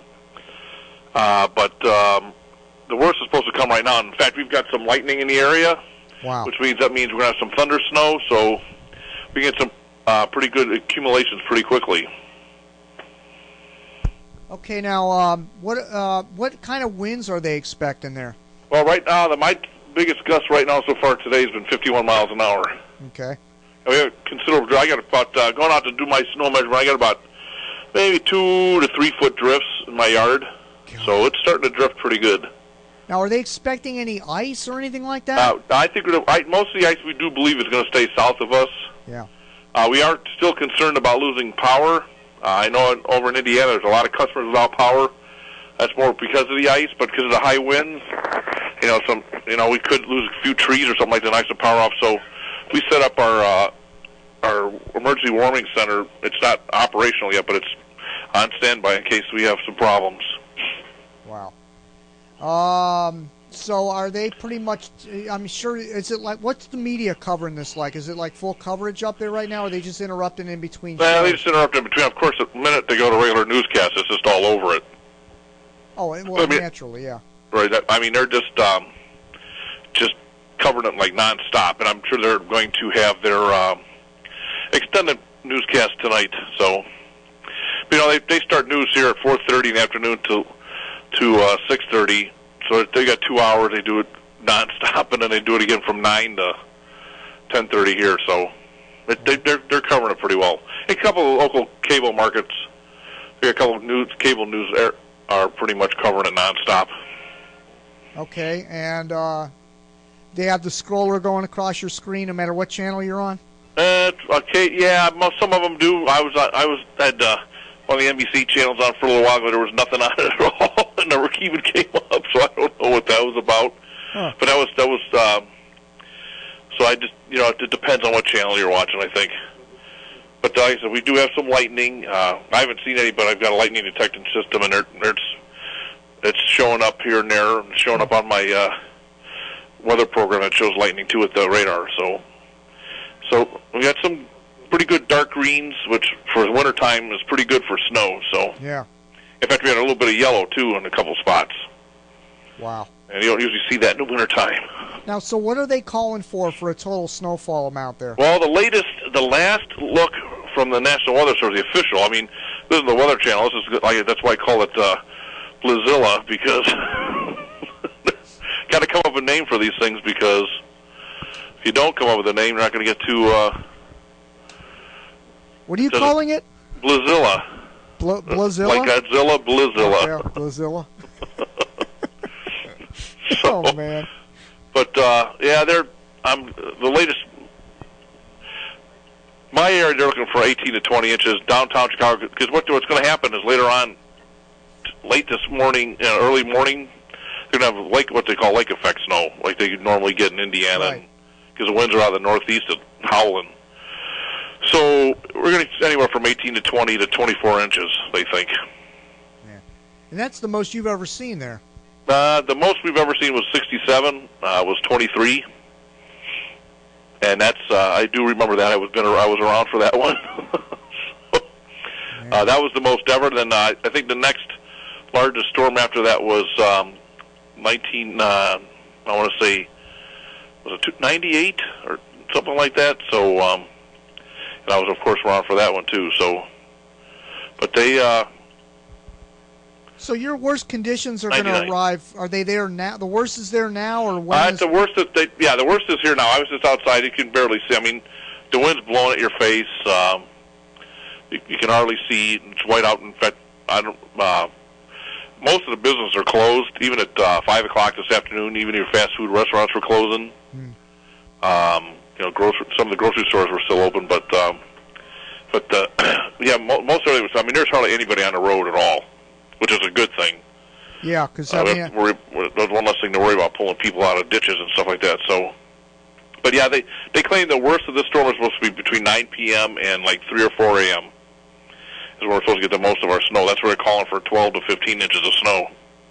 Wow. All right, now your street outside right now, what's it look like? I mean, could you drive on it? Oh yeah, you could drive on it. It's getting through a few drifts. I mean, it's drifting, and every so often the plows will come down by and bust through them, and then of course within 30 to 40 minutes it's back over again. I mean, the wind's just howling. Wow. You're talking vertical snow. I mean, that's just how, a sustained wind right now. I just got a sustained wind of 34 miles an hour. Jeez, that's really blowing, man. Yep. Now, your anemometer, where's that located? Is it up above your roof? Or? Yeah, it's up above my roof. It's almost exactly, I think I'm maybe a foot or two short of the required height, by the National Weather Service, where they want, how high they want it. So, yeah, it's clear of all trees and things. In fact, there's no leaves or anything anyway, so it's not going to make any difference. What's the highest gust you ever had on that thing? Highest I've ever had? I'm trying to remember. I think it was 58 or 59 that I can remember in a thunderstorm. In a thunderstorm, okay. Right. Well, maybe you'll beat that tonight. Well, I hope not.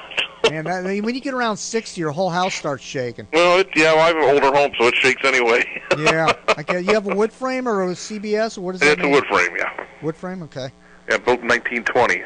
Really? So wow. when we're talking 2x4s, we're talking actual 2x4s. Wow. They're actually 2 inches by 4 inches. So.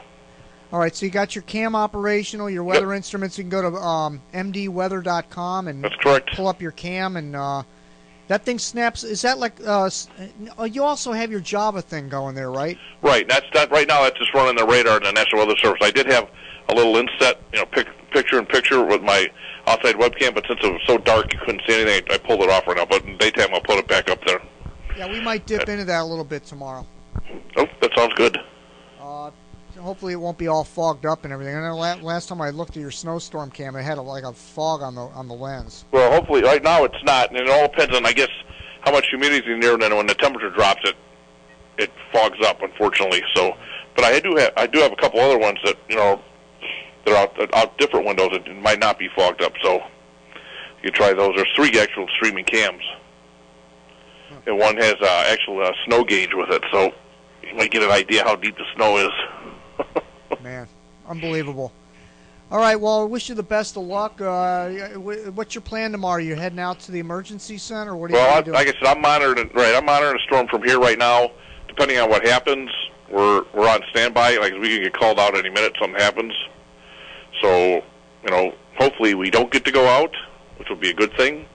But you never know what's going to happen. So, what's your temperature? It is exactly 21 degrees. Wind chill is 8 right now because the wind's down to 15. Now, when this moves through, is your temperature going to drop even more? Yeah, we're supposed to go to 8 below zero tomorrow morning. Not this morning, but the following, on Thursday morning. Jeez. After the storm passes. Yeah. I don't know how you deal with that, man. You know what the temperature is right here, right now? Yeah, I heard you at 72 degrees when you first went on. I heard. Still 72. Oh, that's good. I'm happy for you. Humidity 80%.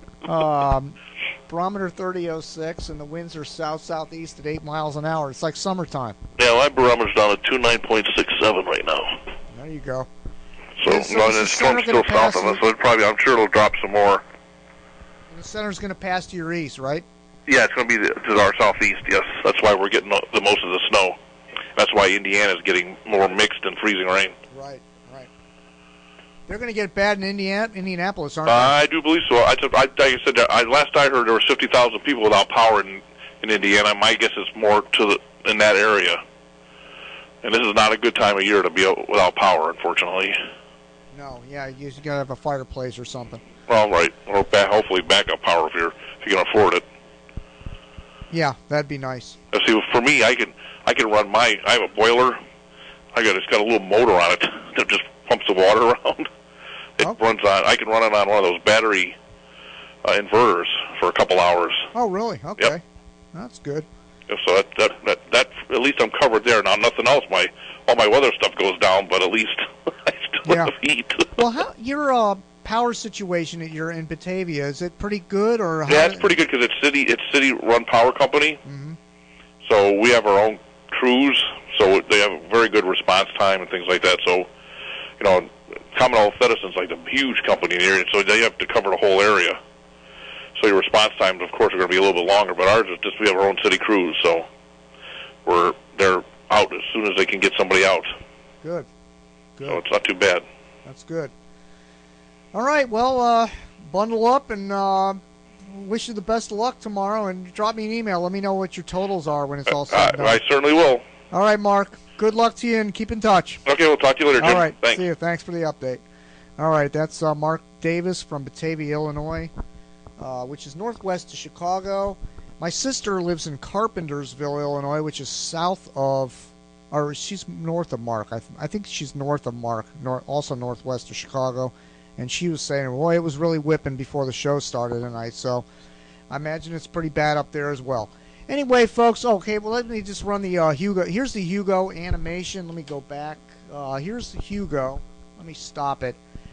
And here we go. It's coming in just north of Charleston, actually right over Charleston. It has a 140-mile-an-hour hurricane. And again, notice the large wind field here associated with Hurricane Hugo. But that thing was cruising, man. It was going about 18 miles an hour when it came in. And it was not weakening as it came in. So that's why there was such devastation in Charleston and surrounding areas. Now let's go ahead and run Hurricane Bob 1991. And I know Fred might be interested in that one as well. And let's go Hurricane Bob. There we go. Bob skirted the Outer Banks of North Carolina and then went right up into Cape Cod and surrounding areas. Just scraped eastern Long Island. Let's go ahead and animate it. And there we go. Wham! Right into Providence. Providence, Rhode Island took a direct hit from Hurricane Bob. At that point, just as it was on the east tip of Long Island, the winds were right near 115 miles an hour, near Category 3 strength.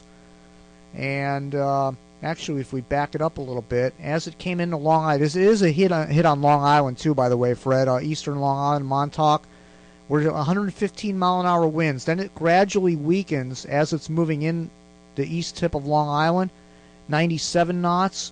And then it gets near Newport, Rhode Island, 95 knots. That's 110 miles an hour. And then it moves right near Cape Cod, just west of Cape Cod, Massachusetts, 92 knots. And then scoots off to the northeast toward the Canadian Maritimes. So that's it for that. Hurricane Bob was devastating. Yep.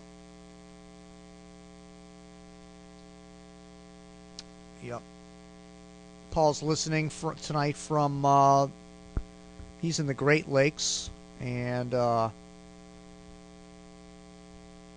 he's in Midland, Ontario. Okay. Dropping well over a foot of snow on us in Ontario. We have battened down the hatches and have the blowers and shovels ready. Okay, that's the expectations for Ontario, Canada, a foot of snow. So this is heading up that way as well. All right. You know what? I don't have any new T-shirts. I'm just reading some emails here. I don't have any new T-shirts made up. We still have the white ones with the map showing the cities in the Atlantic Basin and the Hurricane City logo on the front with the pocket. Those are the last T-shirts that we have. They are for sale at Hurricane City, hurricanecity.com/items.htm. Anyway, we're going to wrap it up here tonight. Hope you enjoyed the show. And the animations, always drop me an email. I can always send you a picture of what your area looked like, the wind field from your city being affected. If you'd like, I can send you an email with a photograph of the actual wind field from whatever storm in history you want to see. One final look at our winter mosaic, and there's Illinois absolutely getting pounded, and Indianapolis getting the ice and everything, and 50,000 people without power. Bill's going to take over the broadcast tonight after the show. And he'll go through the night. He's going to be contacting people in Indianapolis, and we're going to watch Chicago closely. He'll have cams up and stuff like that tomorrow. So that's it for now. Thank you, everybody, for watching tonight. This is Archive for the Archive subscribers. That's it for now. Thank you again for visiting Hurricane City and watching the Weather and the Media show. We'll be back. Our next scheduled show, by the way, is for May 1st. That's the next Weather and the Media show, and of course we'll have winter weather coverage and severe weather coverage in the meantime. That's it for now. Thank you and good night, everybody.